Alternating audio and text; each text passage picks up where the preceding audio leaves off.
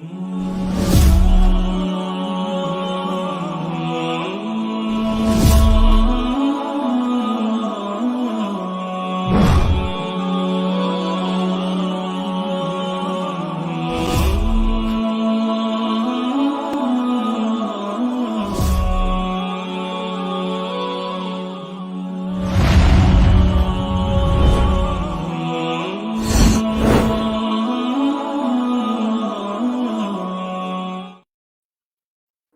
আলাইকুম ওয়া রাহমাতুল্লাহি ওয়া বারাকাতুহু। সম্মানিত বন্ধুরা, কাছে এবং দূরে, দেশ থেকে প্রবাসী যারাই আজকের এই গুরুত্বপূর্ণ প্রোগ্রামটি দেখছেন, আলোচনার বৈঠকটি দেখছেন, সকলকে জানাচ্ছি আমি ইমরান মাহমুদের পক্ষ থেকে শুভেচ্ছা এবং অভিনন্দন। আশা করছি সকলে ভালো আছেন, সুস্থ আছেন। প্রায় অনেক বছর ধরেই আমাদের বাংলাদেশে বা বিভিন্ন দেশে তারাবির নামাজ নিয়ে ইখতিলাফ রয়েছে আলেমদের মধ্যে, ওলামাদের মধ্যে।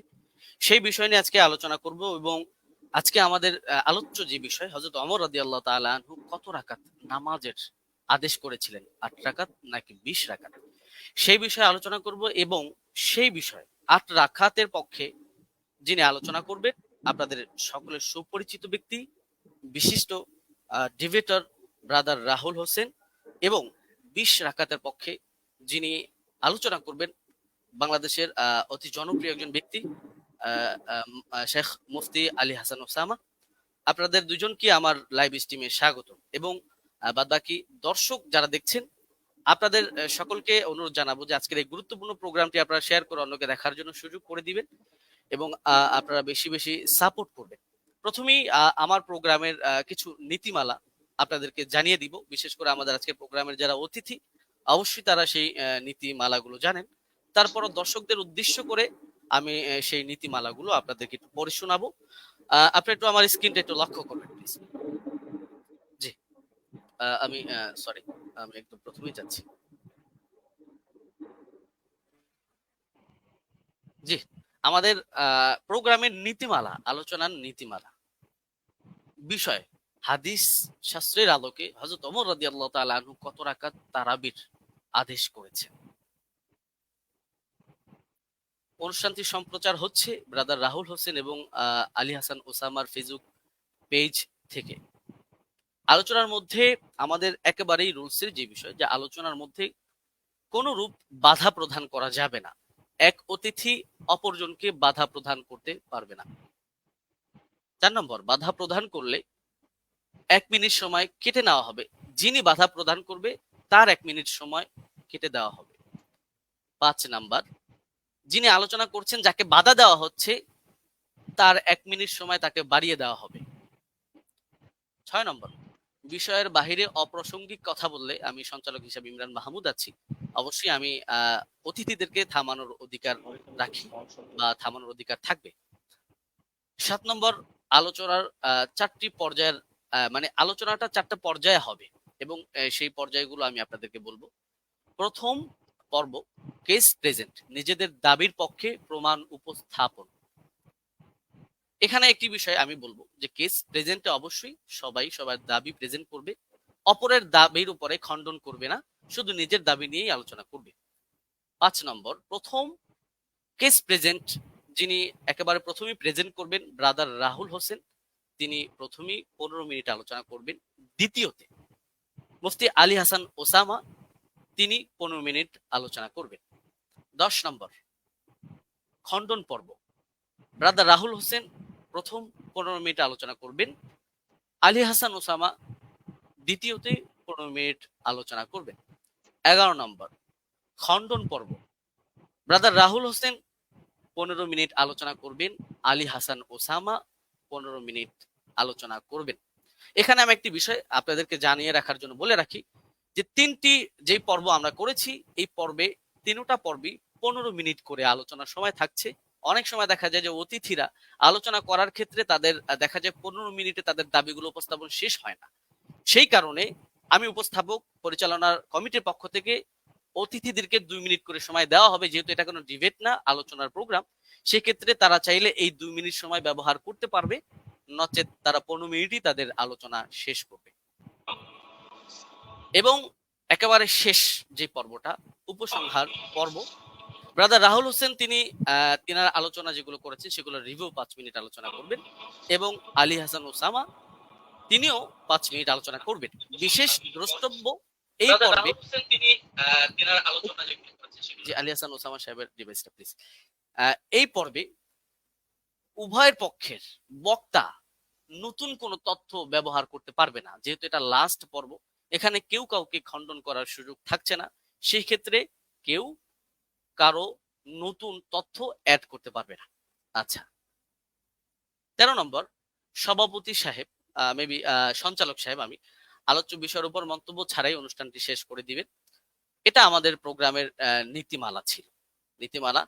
এবং আমাদের প্রোগ্রামের আরেকটি বিষয় হচ্ছে গুরুত্বপূর্ণ, যে আমরা যখন আলোচনা করব, প্রতিপক্ষ যেই থাকুক আমরা তাকে সম্মান সূচক শব্দ ব্যবহার করে আলোচনা করব। কোন রকমের অসম্মান সূচক শব্দ আমরা ব্যবহার করব না।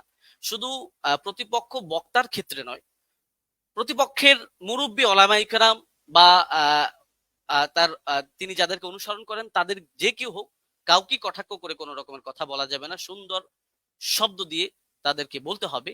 যদি কেউ অসুন্দর শব্দ ব্যবহার করে, যদি কেউ অবাঞ্ছনীয় শব্দ ব্যবহার করে, অবশ্যই সঞ্চালক হিসাবে আমি তাকে এই শব্দটা এক্সপান্স করাবো, উইথড্র করাবো। যাই হোক, আমি আমার আলোচনার শর্তগুলো, নীতিমালাগুলো আপনাদেরকে পড়ে শোনালাম। আমি আমার আলোচনার প্রোগ্রাম এখন স্টার্ট করছি, এবং স্টার্টের শুরুতেই কেস প্রেজেন্ট যিনি 8 রাকাতের পক্ষে স্টেট নিয়েছেন, ব্রাদার রাহুল হোসেন, আমি আপনার কাছে যাব এবং আমি আপনাকে দিয়ে শুরু করব, এবং আপনি আপনার আলোচনার জন্য সময় পাচ্ছেন 15 মিনিট। আপনি বললে আমি টাইমটা শুরু করে দিব। আচ্ছা, আমি স্লাইড শো করব। আমি একটা স্লাইড দেব আপনাকে, ওটাকে অ্যাপ্রুভ করতে হবে।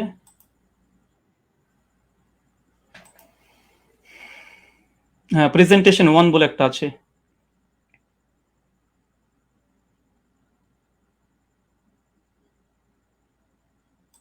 হ্যাঁ, স্লাইডটা কি ঠিক আছে আপনার?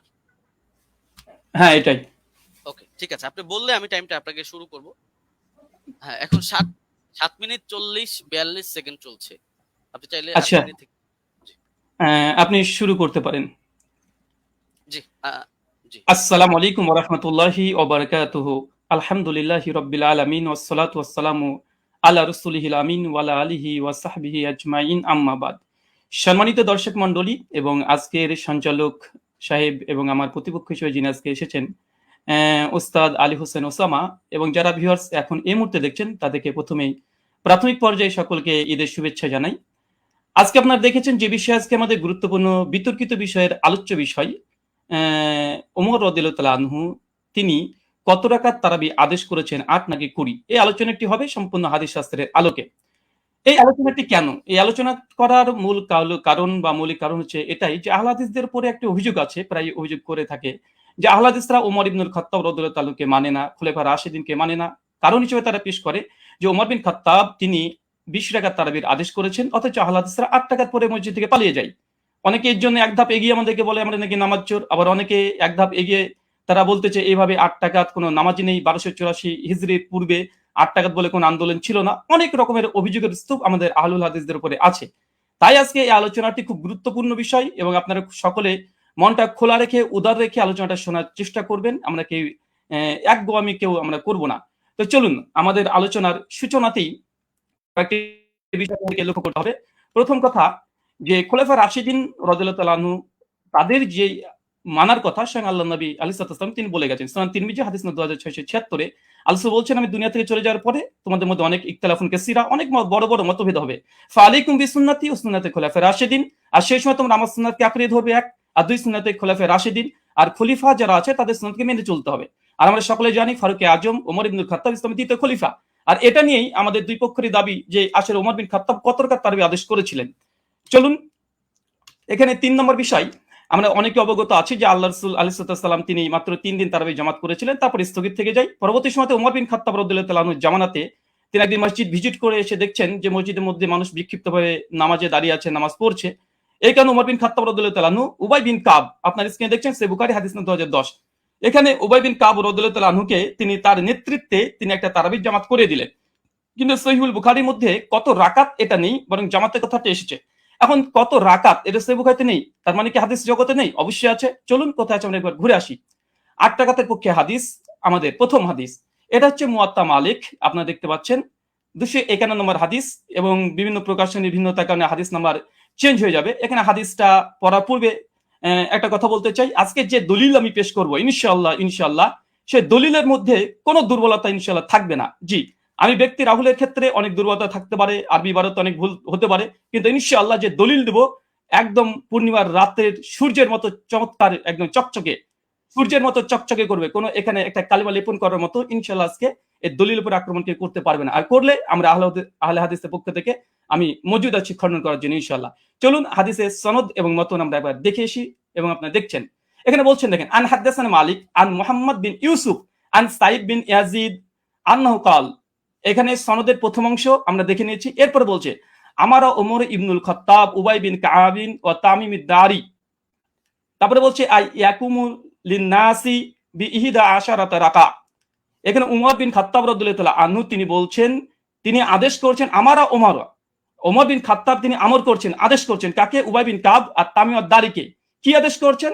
যেন মানুষদেরকে নিয়ে তিনি 11 রাকাত তারাবির সালাত আদায় করে। এই হচ্ছে আহলে হাদিসদের প্রথম দলিল।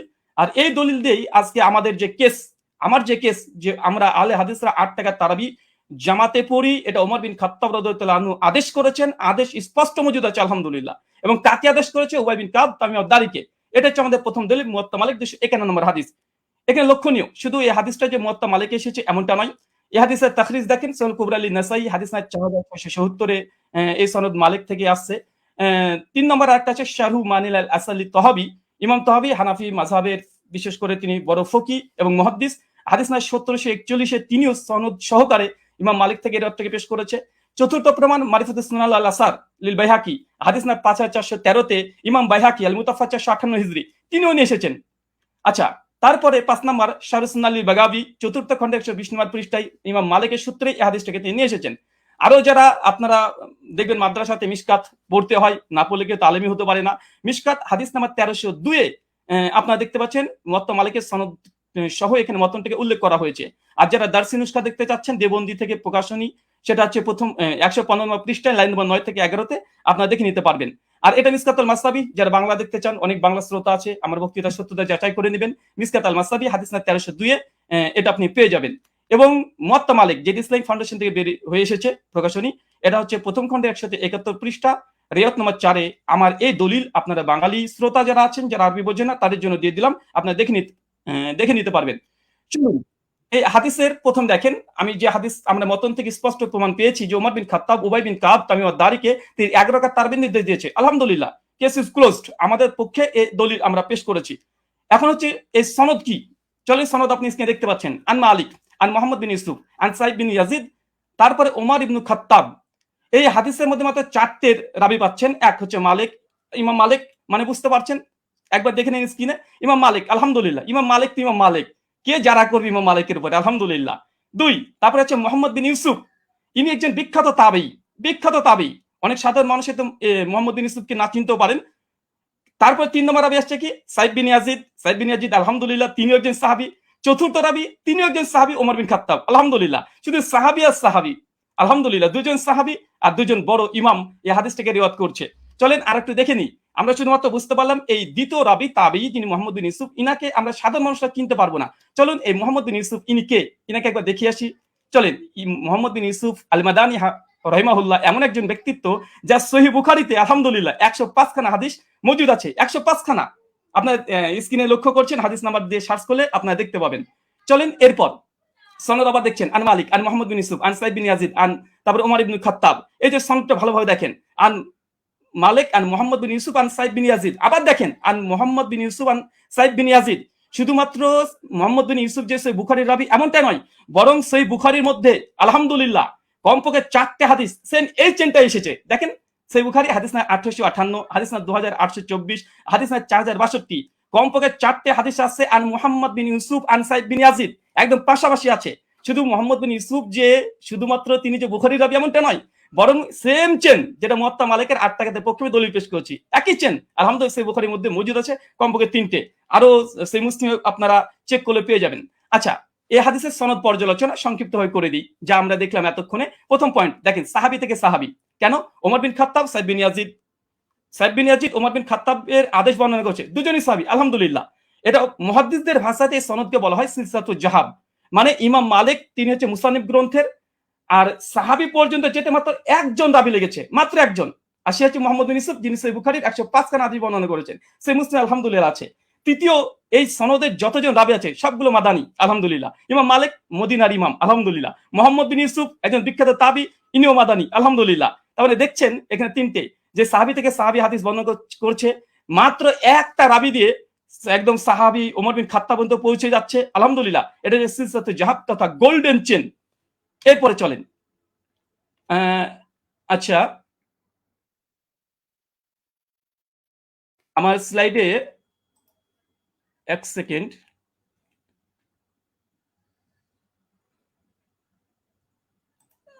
একটু থামতে হবে।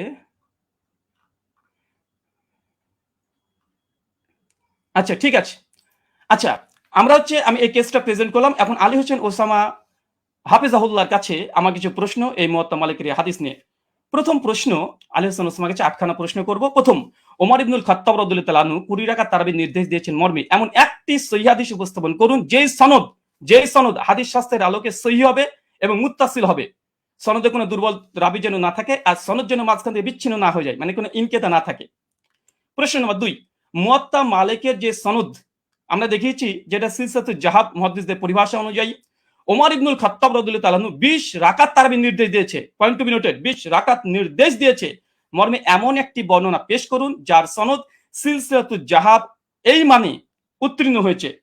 প্রশ্ন নম্বর 3, মুয়াত্তা মালিকের বর্ণনায় সমস্ত রাবী হচ্ছে মাদানী এবং একজন রাবীর উপরে আলহামদুলিল্লাহ যারা নেই, কোনো অভিযোগ নেই।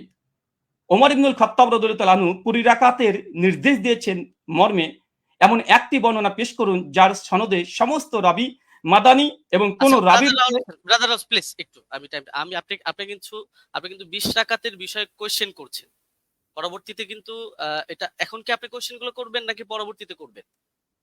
আমি 8 রাকাত তারাবির, জি হ্যাঁ আমি প্রশ্ন কেস প্রেজেন্ট তো প্রশ্ন করা যায়, আমি তো তার হাদিস বা দলিল নিয়ে কোনো পর্যালোচনা করছি না।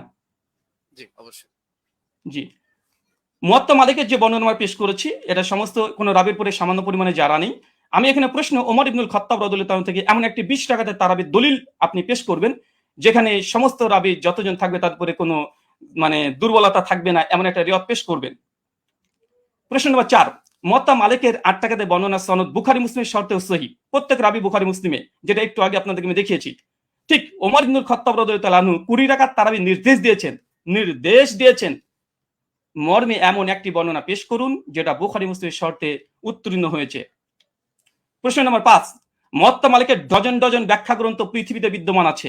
মুয়াত্তা মালিকের একজন গ্রহণযোগ্য মুহাদ্দিসের অভিমত পেশ করুন যিনি মুয়াত্তা মালিকের 8 রাকাত হাদিসের ব্যাখ্যায় এটাকে মুজতারিব বা ইস্তেরাব আছে বলে প্রত্যাখ্যান করেছে। কেন আমরা দেখি যে দেওবন্দি ওলামারা এবং বেরলভী ওলামারা, বিশেষ করে হানাফি ওলামারা, তারা এই 8 টাকাতে এই দলিলকে তারা ইস্তেরাব বা মুজতারিব বলে বাতিল করার চেষ্টা করে। এখানে আমার একটা প্রশ্ন থাকবে, মুয়াত্তা মালিকের অনেকগুলো ব্যাখ্যা গ্রন্থ আছে, একজন গ্রহণযোগ্য মুহাদ্দিসদের মত দেবেন যে এই হাদিসটাকে ইতিপূর্বে তারা ইস্তেরাবের দাবি করে বাতিল করেছে।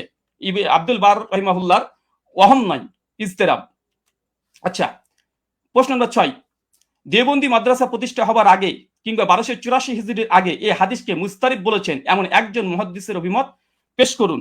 প্রশ্ন নম্বর 7, সহিহ সনদে প্রমাণিত আছে উবাই বিন কাব রাদিয়াল্লাহু তাআলা আনহু তিনি এবং তামিম আদ-দারি তিনি 8 টাকা তারাবি পড়েছেন। আমার প্রশ্ন, ওমর রাদিয়াল্লাহু তাআলা যদি 20 টাকা তারাবি নির্দেশ দিয়ে থাকেন তাহলে উবাই বিন কাব এবং তামিম আদ-দারি কি ওমর ইবনুল খাত্তাব রাদিয়াল্লাহু তাআলার নির্দেশ অমান্য করেছেন? প্রশ্ন নম্বর 8, শাস্ত্রের আলোকে ইস্তেরাবের সংজ্ঞা এবং শর্ত পেশ করবেন এবং সেই শর্ত অনুযায়ী এই হাদিসকে মুস্তারিব প্রমাণ করার চেষ্টা করবেন। কারণ আমরা ইতিপূর্বে আপনাদের অনেককে দেখেছি যে বারবার আমাদের দলিলকে ইস্তেরাব বলে বাতিল করে দেওয়ার চেষ্টা করা হয়।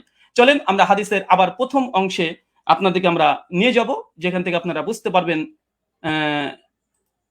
আমরা হাদিসটাকে আবার আপনাদেরকে দেখিয়ে দিই আপনাদের সুবিধার জন্য। আমাদের প্রথম যে দলিল আমরা পেশ করেছিলাম এ হচ্ছে মুয়াত্তা মালিকের হাদিস। আর এই মুয়াত্তা মালিকের হাদিস অনেকগুলো গ্রন্থে এসেছে, পরপর আপনাদেরকে আমি দেখিয়ে দিয়েছি, এখান থেকে অনেকগুলো গ্রন্থ থেকে দেখিয়ে দিয়েছি।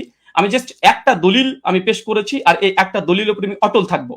এই একটা দলিলে, এই দলিল যতক্ষণ খণ্ডন না আসবে ততক্ষণ দ্বিতীয় দলিল দিয়ে এই আলোচনাকে আমি মাছের বাজার করতে চাই না। তাই এই সনদটাকে বারবার দেখবেন, আন মালিক আন মোহাম্মদ বিন ইউসুফ আন সাইদ বিন ইয়াজিদ, তারপর ওমর ইবনে খাত্তাব। মাত্র ইমাম মালিক তো ইমাম মালিক রাহিমাহুল্লাহ, আলহামদুলিল্লাহ। মোহাম্মদ বিন ইউসুফ তিনি একজন বিখ্যাত তাবী, যার 105খানা হাদিস আছে। আর সাইদ বিন ইয়াজিদ ইনিও স্বয়ং আল্লাহ রাসূলের সঙ্গে হজ করেছেন, যেটা সহিহ বুখারী 1858 তে প্রমাণিত পাওয়া যায়। আর ওমর ইবনুল খাত্তাব। আমি জাস্ট এই একটা দলিলের উপরে আপনাদের সামনে উপস্থাপন করেছি, এবং হাদিসের শব্দ আমার ওমর ইবনুল খাত্তাব, ওমর বিন খাত্তাব আদেশ দিয়েছেন, একদম আদেশ শব্দ মজুদ আছে। কাকে আদেশ দিয়েছেন? উবাই বিন কাবকে। আর কাকে? তামিম আদ-দারিকে। কত রাকাত? বিহিদা আশারাতা রাকা, 11 রাকাতের নির্দেশ দিয়েছে। স্পষ্টভাবে আমাদের এই দলিলে আমার যা কেস বা আমাদের আহলুল হাদিসদের যে দাবি, তার পক্ষে জাস্ট একটা দলিল, ইনশাআল্লাহ যদি সম্ভব হয় দলিলকে যদি খণ্ডন করে, ইনশাআল্লাহ তারপরে আমাদের দ্বিতীয় দলিল আমরা পেশ করব। কেননা আলোচনার মধ্যে অনেক বেশি দলিল দিয়ে গেলে, কারণ আমাদের আলোচনা যেহেতু এখানে পর্যালোচনা, এটা ডিবেট নয়। ডিবেট হলে আমি অনেক কিছু করতে পারতাম, কিন্তু আমি যেহেতু ওস্তাদজির সঙ্গে একমত হয়ে এসেছি, তাই আমি তেমন কিছু মানে অনেক কথাই বলার ইচ্ছা থাকলে আমি বলবো না এখানে, কারণ আমি শেখকে বা ওস্তাদকে অনেক সম্মান দিই এবং ভালোবাসা তার প্রতি আমার অনেকগুলো আছে। আর এ থেকেই একটা হাদিস, আর এই হাদিস আমি শুধুমাত্র শেখের কাছে বুঝতে এসেছি, যেহেতু তিনি আমাকে বুঝাতে এসেছেন। আর পর্যালোচনা যেহেতু এটা ডিবেট নয়, তার জন্য আমার এই একটা হাদিস, যে দাবির পক্ষে আমরা আহলুল হাদিসরা 8 টাকা তারাবি পড়ি, এবং এই হাদিসের মান আমাদের নিকটে সহি, এবং আমাদের কাছ থেকে 8খানা প্রশ্ন আমরা উপস্থাপন করেছি 20 টাকাতের পক্ষে। এই 20 টাকাতের যদি এই প্রশ্নের জবাব যদি দিয়ে দেয়, আলহামদুলিল্লাহ, আমি লিখিতভাবে শুধু এরকম না, ঘোষণা দিয়ে আমি ঘোষণা করে দেব যে জাস্ট আমি যে কথা বলেছি আমি কথা থেকে ফিরে আসছি। 8 টাকার তারাবি ওমর বিন খাত্তাব আদেশ দেয়নি, মূলত 20 টাকা দিয়েছে। আমি প্রত্যাবর্তন করব, আমি স্ট্রিমে ঘোষণা করলাম। এখনো 3টে পর্ব আছে এবং আমি এরপরে অটল থাকবো। জি, শুকরিয়া, জাযাকাল্লাহ খায়রান, বারাকাল্লাহ ফিকুম, ওয়ামা আলাইনা ইল্লাল বালাগ। জি, ব্রাদার রাহুল হোসেন, আপনি শেষ করেছেন। প্লিজ একটু ইয়াটা ঠিক হবে। হ্যাঁ, আপনি শেষ করেছেন এবং আপনি 1 মিনিট আগে শেষ করেছেন, চাইলে আপনি 2 মিনিট ব্যবহার করতে পারতেন। যাই হোক, আমি চলে যাব যিনি 20 রাকাতের পক্ষে দলিল পেশ করবেন, আমাদের পরিচিত ব্যক্তি শেখ মুফতি আলী হাসান ওসামা। আমি আপনার কাছে যাব এবং আপনি বললে আমি টাইমটা শুরু করে দিব। আপনার টাইমটা আপনি বলবেন। জি, এখন 22 মিনিট 45 সেকেন্ড চলছে। আপনি মিউট আছেন।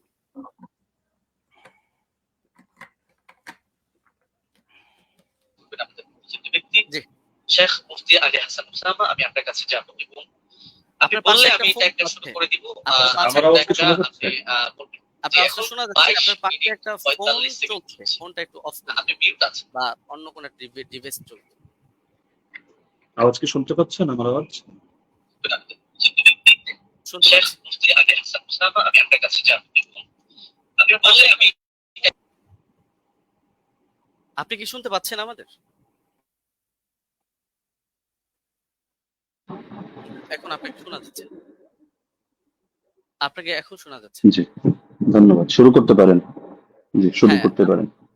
হ্যাঁ, 23 মিনিট 40 সেকেন্ড থেকে আপনার স্টার্ট। জি, হামিদান ওয়া মুসাল্লিয়ান ওয়া মুসাল্লিমা আম্মা বাদ। আমরা মূল আলোচনায় চলে আসি কোন ধরনের ভূমিকা ছাড়া, যেহেতু এটা কেস প্রেজেন্ট পর্ব, এখানে আমরা আমাদের দাবি উত্থাপন করব, আর ব্রাদার রাহুলের দাবি নিয়ে আমরা পরবর্তী খণ্ডন পর্বের মধ্যে বিস্তারিত আলোচনা করবো ইনশাআল্লাহ। তো ওমর রাদিয়াল্লাহু তাআলা আনহু কত রাকাত তারাবির আদেশ করেছিলেন এ নিয়ে আমরা শুরুতে দাবি করে এসেছি যে তিনি আছেন, এর পক্ষে আমরা আমাদের প্রমাণ উপস্থাপন করছি। মুসান্নাফ ইবনে আবি শায়বা গ্রন্থ, হাদিস নম্বর 7682। এতে সহিহ সনদের মধ্যে আছে হাদাসানা ওয়াকিউন আন মালিক ইবনে আনাস আন ইয়াহইয়া ইবনে সাঈদ أن عمر بن الخطاب رضي الله عنه أمر رجلا يصلي بهم 20 ركعة। ওমর রাদিয়াল্লাহু তাআলা আনহু এক ব্যক্তিকে আদেশ করলেন তিনি তাদেরকে নিয়ে 20 রাকাত তারাবির নামাজ আদায় করবেন। এই যে হাদিসটা, এই হাদিসের মধ্যে প্রতিটা রাওয়ী, ওয়াকি ইবনুল জাররাহ, ইমাম মালিক ইবনে আনাস এবং ইয়াহইয়া ইবনে সাঈদ আল-কাত্তান, প্রত্যেকে হাদিস শাস্ত্রের এক একজন নক্ষত্র এবং ইমাম। তো সুতরাং এই হাদিসের রাওয়ীদেরকে নিয়ে এখানে কোনো বিতর্কের কোনো সুযোগ নেই, প্রত্যেকে নির্ভরযোগ্যতার মানে শতভাগ উত্তীর্ণ। হ্যাঁ, এখন কারো কাছে একটা খটকা লাগতে পারে যে ইয়াহিয়া ইবনে সাঈদ আল কাত্তান রাহমাতুল্লাহি আলাইহি তিনি তো ওমর ইবনে খাত্তাব রাদিয়াল্লাহু আনহু জামানা পাননি। তাহলে তো মনে হচ্ছে যে হাদিসটা বিচ্ছিন্ন হয়ে যাচ্ছে, সূত্র বিচ্ছিন্ন, অর্থাৎ মাঝখানে কোনো একজন বর্ণনাকারী বাদ পড়ে গেছেন এবং তার সূত্রে তিনি বর্ণনা করছেন। তো হাদিস যদি মুনকাতি হয় তাহলে তো এটা যায়িফ মনে হতে পারে অনেকের কাছে। তো আমরা যেহেতু আমাদের শিরোনামই হলো যে হাদিস শাস্ত্রের আলোকে আমাদের আজকের আলোচনা হবে, তো আমরা এখন শাস্ত্রীয় আলোচনায় চলে যাই। আমরা শাস্ত্রীয় আলোচনার অনেকগুলো পয়েন্ট দিয়ে দেখাবো যে এই হাদিসের মধ্যে কোনো ধরনের দুর্বলতা নেই এবং হাদিসটা সর্বোচ্চ পর্যায়ে গ্রহণযোগ্য সহিহ। ১ নম্বর মূলনীতিতে আসি। হাদিস শাস্ত্রের স্বীকৃত একটা মূলনীতি হলো, এটা ইমাম জাইনুদ্দিন ইরাকি রাহমাতুল্লাহি আলাইহি লম্বা চওড়া করে আলোচনা করেছেন, তার সূত্রে ইমাম সুয়ুতী সহ হাদিস শাস্ত্রের অনেক ইমামরা এই পয়েন্টটা টেনেছেন। وإن روى التابعي عن الصحابي قصة أدرك وقوعها فمتصل وكذا إن لم يدرك وقوعها ولكن أسندها له وإلا فمنقطعة। তাবেঈ যদি সাহাবী থেকে এমন কোন বিষয়, এমন কোন ঘটনা বর্ণনা করেন যেটা তিনি পেয়েছেন, অর্থাৎ তিনি তো তাকে নিজের চোখে দেখেননি, কিন্তু ঘটনাটা ক্রমবর্ধমানভাবে চলে আসছে এবং পরবর্তীতে তার জামানায় তিনি ঘটনাটা পেয়েছেন, তাহলে হাদিস শাস্ত্রের বিবেচনায় এটাকে মুত্তাসিল বলে গণ্য করা হয়। যদিও বাহ্য দৃষ্টিতে যারা হাদিস শাস্ত্রের জ্ঞান রাখেন, অজ্ঞদের চোখে মনে হতে পারে এটা সূত্র বিচ্ছিন্ন, কিন্তু এটা ইমামরা স্পষ্ট বলে যাচ্ছেন যে না, এটা হুকুমের বিবেচনায় এটাকে মুনকাতি, সূত্র বিচ্ছিন্ন ধরা হয় না, বরং মুত্তাসিল হিসাবেই ধরা হয়। আর যদি তারা এভাবে না করেন, সেই ক্ষেত্রে এমন কোন ঘটনা বর্ণনা করলেন যেটা পরবর্তীতে আর এটা জারি থাকেনি, তারা এটা পায়নি, তাহলে সেই ক্ষেত্রে এটাকে মুনকাতি হিসাবে গণ্য করা হয়। ইমাম ইরাকি রাহমাতুল্লাহি আলাইহি স্পষ্ট ভাবে লেখেন যে ওয়াকাদ হাকা ইত্তিফাক আহলি তামিজ মিন আহলিল হাদিস আলা যালিকা ইবনুল মাওয়াক। ইমাম ইবনুল মাওয়াক এই ব্যাপারে মুহাদ্দিসদের মধ্য থেকে যারা বিশ্লেষক, তাদের ঐকমত্য বর্ণনা করেছেন। এটা তামহিদ প্রথম খণ্ড ২৬ নম্বর পৃষ্ঠায় আছে, উলুমুল হাদিস ২৬ নম্বর পৃষ্ঠায় আছে, ৬২ নম্বর পৃষ্ঠা শারহুত তাফসীর প্রথম খণ্ড ২২৩, তাদরিবুর রাওয়ী প্রথম খণ্ড ২৪৯। যার কারণে শেখ সালেহ আল মুনাজ্জিদ, আল্লাহ তাআলা তাকে অতি দ্রুত কারামুক্তি করুন, সালাফিদের বড় শেখ, তিনি তার ইসলামকে ওয়েবসাইটের মধ্যে এই বিষয়ে মন্তব্য করেছেন। এটা প্রশ্ন নম্বর ৮২১৫২ অধীনে আপনারা পেয়ে যাবেন। وبمجموع هذه الروايات يتبين أن ال20 ركعة كانت هي السنة الغالبة على التراويح في زمن عمر بن الخطاب رضي الله عنه، ومثل صلاة التراويح أمر مشهور يتناقله الجيل وعامة الناس، ورواية يزيد بن رومان ويحيى القطان يعتبر بهما وإن كان لم يدرك عمر، فإنهما ولا شك تلقياه عن مجموع الناس الذين أدركوهم، وذلك أمر لا يحتاج إلى رجل يسنده فإن المدينة كلها تسنده। পুরো এবারটা আমি শুনিয়ে দিলাম, যার মূল সারমর্ম এটাই দাঁড়াচ্ছে যে যদিও ইয়াহিয়া আল কাত্তান এবং ইয়াজিদ ইবনে রুমান সরাসরি ওমর রাদিয়াল্লাহু আনহু সাক্ষাৎ পাননি, কিন্তু এটা হাদিসের বিশুদ্ধতার মধ্যে কোনো সমস্যা হবে না, এটাকে বিচ্ছিন্ন ধরা হবে না, কারণ এটা তারা এই পরিমাণ, বিপুল পরিমাণ মানুষ থেকে এটা তারা লাভ করেছেন এই সংক্রান্ত বর্ণনা, যারা সরাসরি ওমর থেকে এটা দেখেছেন। সুতরাং এখানে সুনির্দিষ্ট একজন ব্যক্তি লাগবে না যে এটার সনদ বয়ান করবে, বরং গোটা মদিনায় এর সনদ বয়ান করবে। তো সুতরাং দেখা যাচ্ছে যে যারা হাদিস শাস্ত্র সম্পর্কে অজ্ঞ, তাদের কাছে সূত্র বিচ্ছিন্ন মনে হলো। যেহেতু শাস্ত্রের আলোকে আলোচনা, সুতরাং মূলনীতির আলোকে আমরা স্পষ্ট দেখালাম যে এটা সূত্র বিচ্ছিন্ন নয়, বরং এটা মুত্তাসিল হিসাবে ধর্তব্য হবে। দ্বিতীয় হলো, ইমাম ইয়াহইয়া ইবনে সাঈদ আল কাত্তান রাহমাতুল্লাহি আলাইহি তিনি যেন তেন ব্যক্তিত্ব নন, তিনি জরাতে আদিল শাস্ত্রের ইমাম, অর্থাৎ যার মতামত নিয়ে আমরা অন্যদেরকে মেপে থাকি, এবং তার ব্যাপারে জরাতে আদিল শাস্ত্রে স্পষ্ট লেখা আছে যে তিনি যার তার থেকে হাদিস রিওয়ায়াত করেন না। যেমন তাহদিবুত তাহদিব ৪র্থ খণ্ড ৩৫৭ পৃষ্ঠা, তাহদিবুল কামাল ৩১ নম্বর খণ্ড ৩২৯ পৃষ্ঠা, এখানে ইমাম এজিল সূত্রে লেখা আছে বসরিয়ুন সিকাতুন নাকিউল হাদিস কানা লা ইউহাদ্দিসু ইল্লা আন সিকা। ইমাম ইয়াহইয়া ইবনে সাঈদ আল কাত্তান তিনি শুধু সিকা রাওয়ীদের থেকে হাদিস বয়ান করেন, যার তার থেকে বয়ান করেন না। একইভাবে আস-সিকাত কিতাব ৭ম খণ্ড ৬১১ পৃষ্ঠা, তাহদিবুত তাহদিব ৪র্থ খণ্ড ৩৫৭ পৃষ্ঠা, ইকমালু তাহদিবিল কামাল ১২ নম্বর খণ্ড ৩১৩ পৃষ্ঠা, তাহদিবুল কামাল ৩১ নম্বর খণ্ড ৩২৯ পৃষ্ঠা, এগুলোতে স্পষ্ট লেখা আছে যে ওয়া আমানা ফিল বাহসি আনিন নাকলি ওয়া তারাকা দুআফা। ইমাম ইয়াহইয়া ইবনে সাঈদ আল কাত্তান তিনি হাদিস শাস্ত্র বয়ান করার ক্ষেত্রে তিনি গভীরভাবে কাজটা করেন, তিনি যায়িফ রাওয়ীদেরকে পরিহার করেন। একইভাবে ইমাম আহমদ বিন হাম্বলের একাধিক মত আমরা বর্ণনা করতে পারবো এক্ষেত্রে, যেমন আল জারহ ওয়াত তা'দীল ইবনে আবি হাতিম প্রথম খণ্ড ২৩২ পৃষ্ঠা, সেখানে ইমাম আহমদ বিন হাম্বল সূত্রে আছে, তিনি বলেছেন মা রাআইনা মিসলা ইয়াহইয়া ইবনে সাঈদ ফি হাদা শা'n ইয়ানি ফি মারিফাতিল হাদিস ওয়া রুওয়াতিহি ওয়া কানা সাহিব হাদা শা'n। আমরা ইয়াহইয়া ইবনে সাঈদের মতো ব্যক্তি এই শাস্ত্রে দেখিনি, অর্থাৎ হাদিস জানা এবং হাদিসের বর্ণনাকারীদের ব্যাপারে জানা, তিনি এই ব্যাপারে বিশেষ পাণ্ডিত্যের অধিকারী ছিলেন। এরকম আরো বহুত মতামত দেখানো সম্ভব, যেমন তিনি অন্যত্র এটাও আছে, তিনি বলেন আল-জারহ ওয়াত তা'দীল ইবনে আবি হাতিম 232 পৃষ্ঠায় এই মন্তব্য আছে যে কানা ইয়াহইয়া আবসারাহুম বির-রিজাল ওয়া আনকাহুম হাদিসা। ইয়াহইয়া রিজাল সম্পর্কে সবচেয়ে বেশি সূক্ষ্মদর্শী এবং তিনি হাদিসগুলো খুব স্বচ্ছভাবে বর্ণনা করে থাকেন। তো সুতরাং তিনি যার তার থেকে হাদিস বর্ণনা করবেন না, এটা স্পষ্ট বিষয়। এবং এখানে তো যার তার থেকে করার প্রশ্নই আসছে না, কারণ এখানে যেহেতু গোটা মদিনাবাসী এই ব্যাপারে প্রত্যক্ষ সাক্ষী। 3 নম্বরে, যদি আমরা তর্কের খাতিরে এটাকে মুরসাল বলিও, তবু এই জাতীয় মুরসালরা সকলের মতে গ্রহণযোগ্য।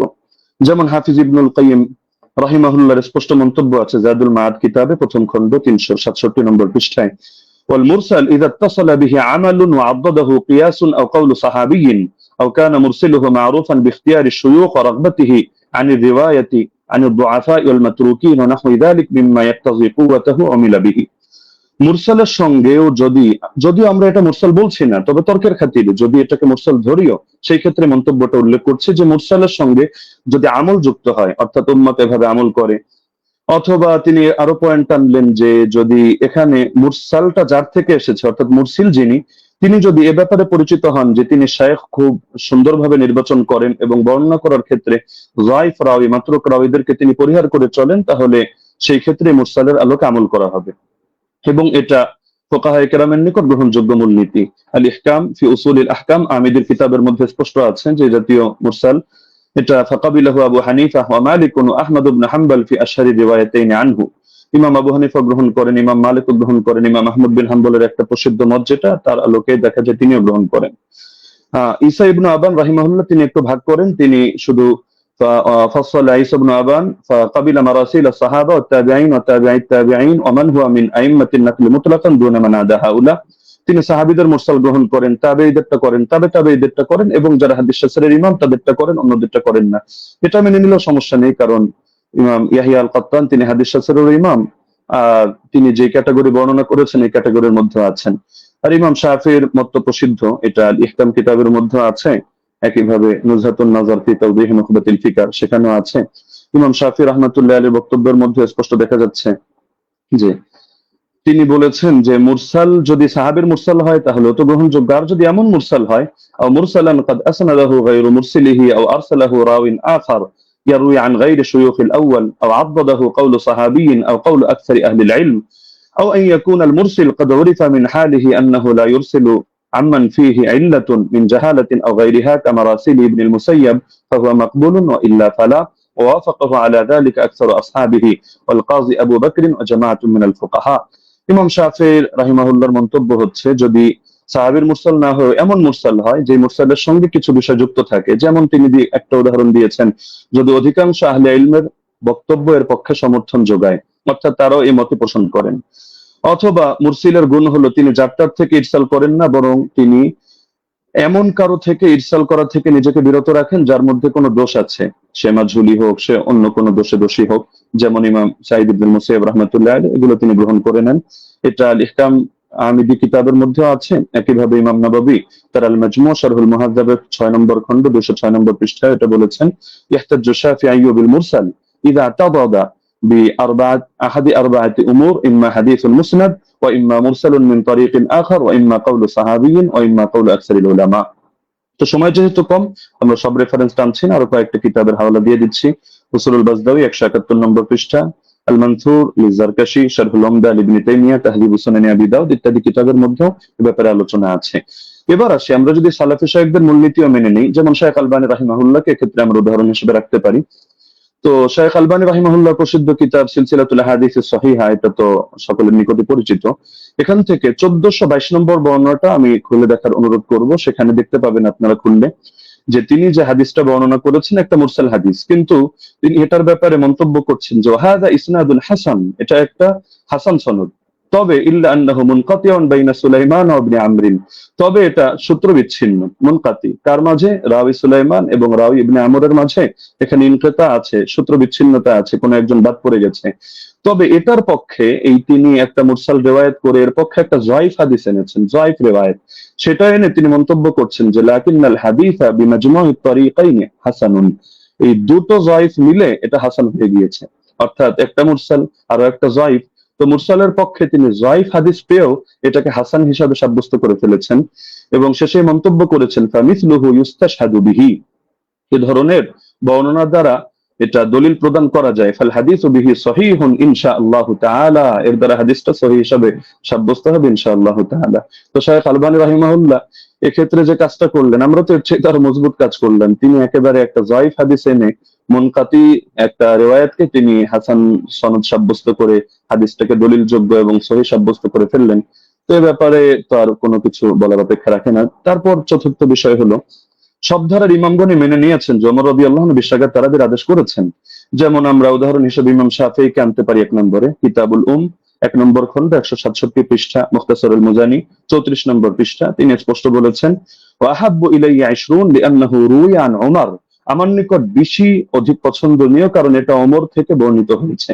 ইমাম তিরমিজি রাহমাতুল্লাহি আলাইহি সুনানে তিরমিজি হাদিস নম্বর 806 দ্বিতীয় খন্ড 158 নম্বর পৃষ্ঠা, এখানেও আছে وأكثر أهل العلم على ما روي عن عمر وعلي وغيرهما من أصحاب النبي صلى الله عليه وسلم 20 রাকাত। অধিকাংশ আহলে ইলম এই মতে পোষণ করেন যে তারাবি 20 রাকাত। কেন? কারণ এটা ওমর থেকে, আলী থেকে এবং নবীর অন্যান্য সাহাবীদের থেকে রাদিয়াল্লাহু আনহুম বর্ণিত হয়েছে।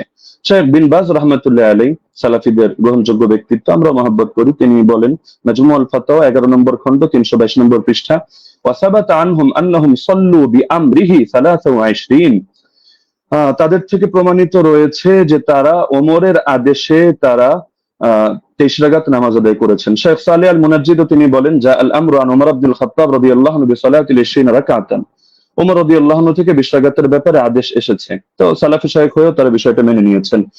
তো এর পক্ষে আরো কিছু প্রাসঙ্গিক বর্ণনা আছে, যেটা শেখ সালেহ আল মুনাজ্জিদও তার islamqo.com এর মধ্যে অন্যান্য বর্ণনাগুলো এর পক্ষে প্রমাণ হিসেবে নিয়ে এসেছেন। সাইদ বিন ইয়াজিদের বর্ণনা, অন্যান্য বর্ণনা, সেটা আমরা আপাতত টানছি না, সেটা পরবর্তী আলোচনার মধ্যে আমরা আনবো। হ্যাঁ, লাস্ট যে পয়েন্টটা আমি বলবো, যে আমরা তো স্পষ্টভাবে দেখালাম যে এর সনদের মধ্যেও দুর্বলতা নেই, মতনের মধ্যেও দুর্বলতা নেই। আর ইমামরা তো স্পষ্টভাবে বলে গিয়েছেন, যেমন খতিবে বাগদাদি রাহমাতুল্লাহ আলাইহি এবং হাফিজ ইবনুল কাইয়িম রাহিমাহুল্লাহ বলে গিয়েছেন, কোন হাদিসের উপর যদি উম্মতের আমল থাকে, আল ফাকি ওয়াল মুতাফাক্কি 1 নম্বর খন্ড 473 পৃষ্ঠা, আর রূহ 21 নম্বর পৃষ্ঠা, তাহলে সেই হাদিসটা অবশ্যই গ্রহণযোগ্য হবে। এক্ষেত্রে আরো স্পষ্ট বক্তব্য আমরা ইমাম সুয়ুতিরটা উল্লেখ করি। তিনি তাদরিবুর রাওয়ী কিতাবের মধ্যে এনেছেন 34 নম্বর পৃষ্ঠা, ইহকামু লিল হাদিস বিসিহহা, হাদিসের ব্যাপারে সহিহ হুকুম দেওয়া হবে ইযা তালাক্কাহুন নাসু বিল কবুল, যখন উম্মত সেটাকে কবুল করে নিবে এবং সেটা গ্রহণ করবে। ওয়া ইল্লাম ইয়াকুন লাহু ইসনাদুন সহিহ, এমনকি যদি তার সহিহ সনদ নাও থাকে তবুও হাদিসটা গ্রহণযোগ্য হবে।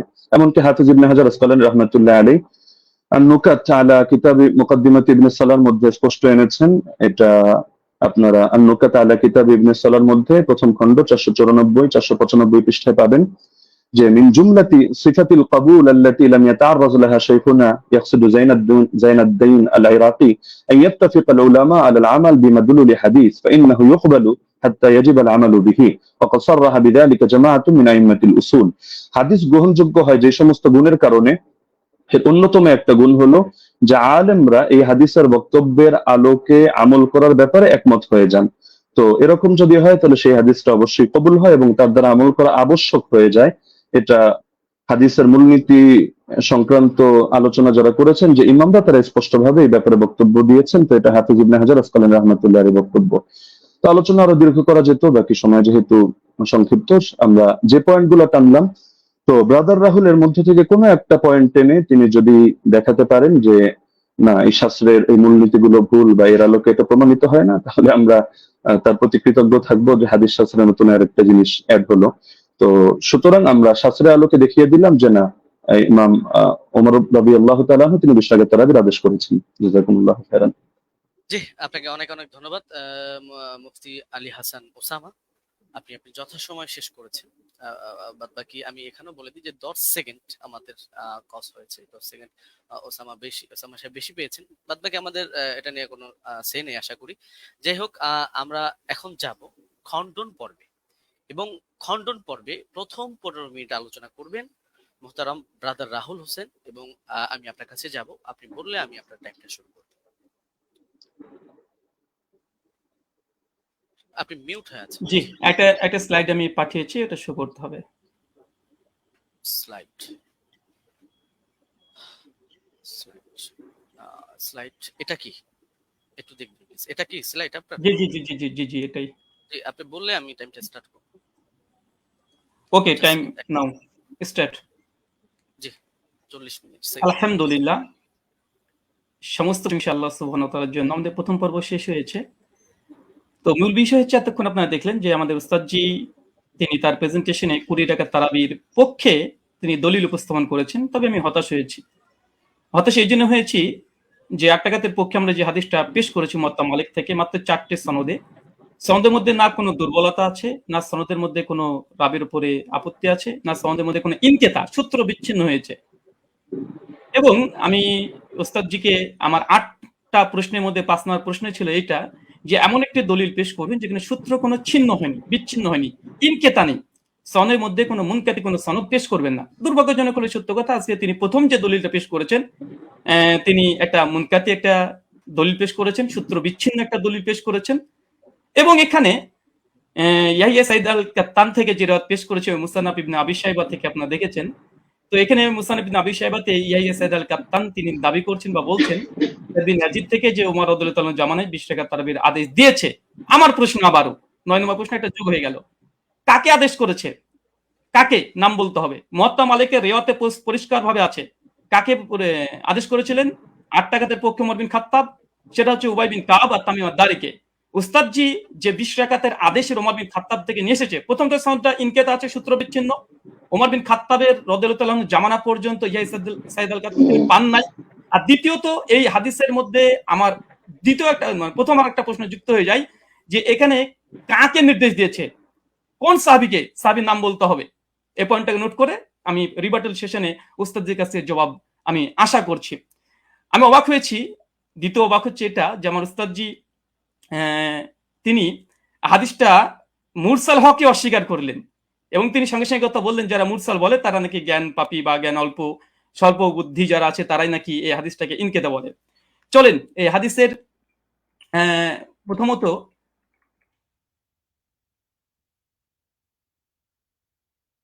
আচ্ছা প্রথম হচ্ছে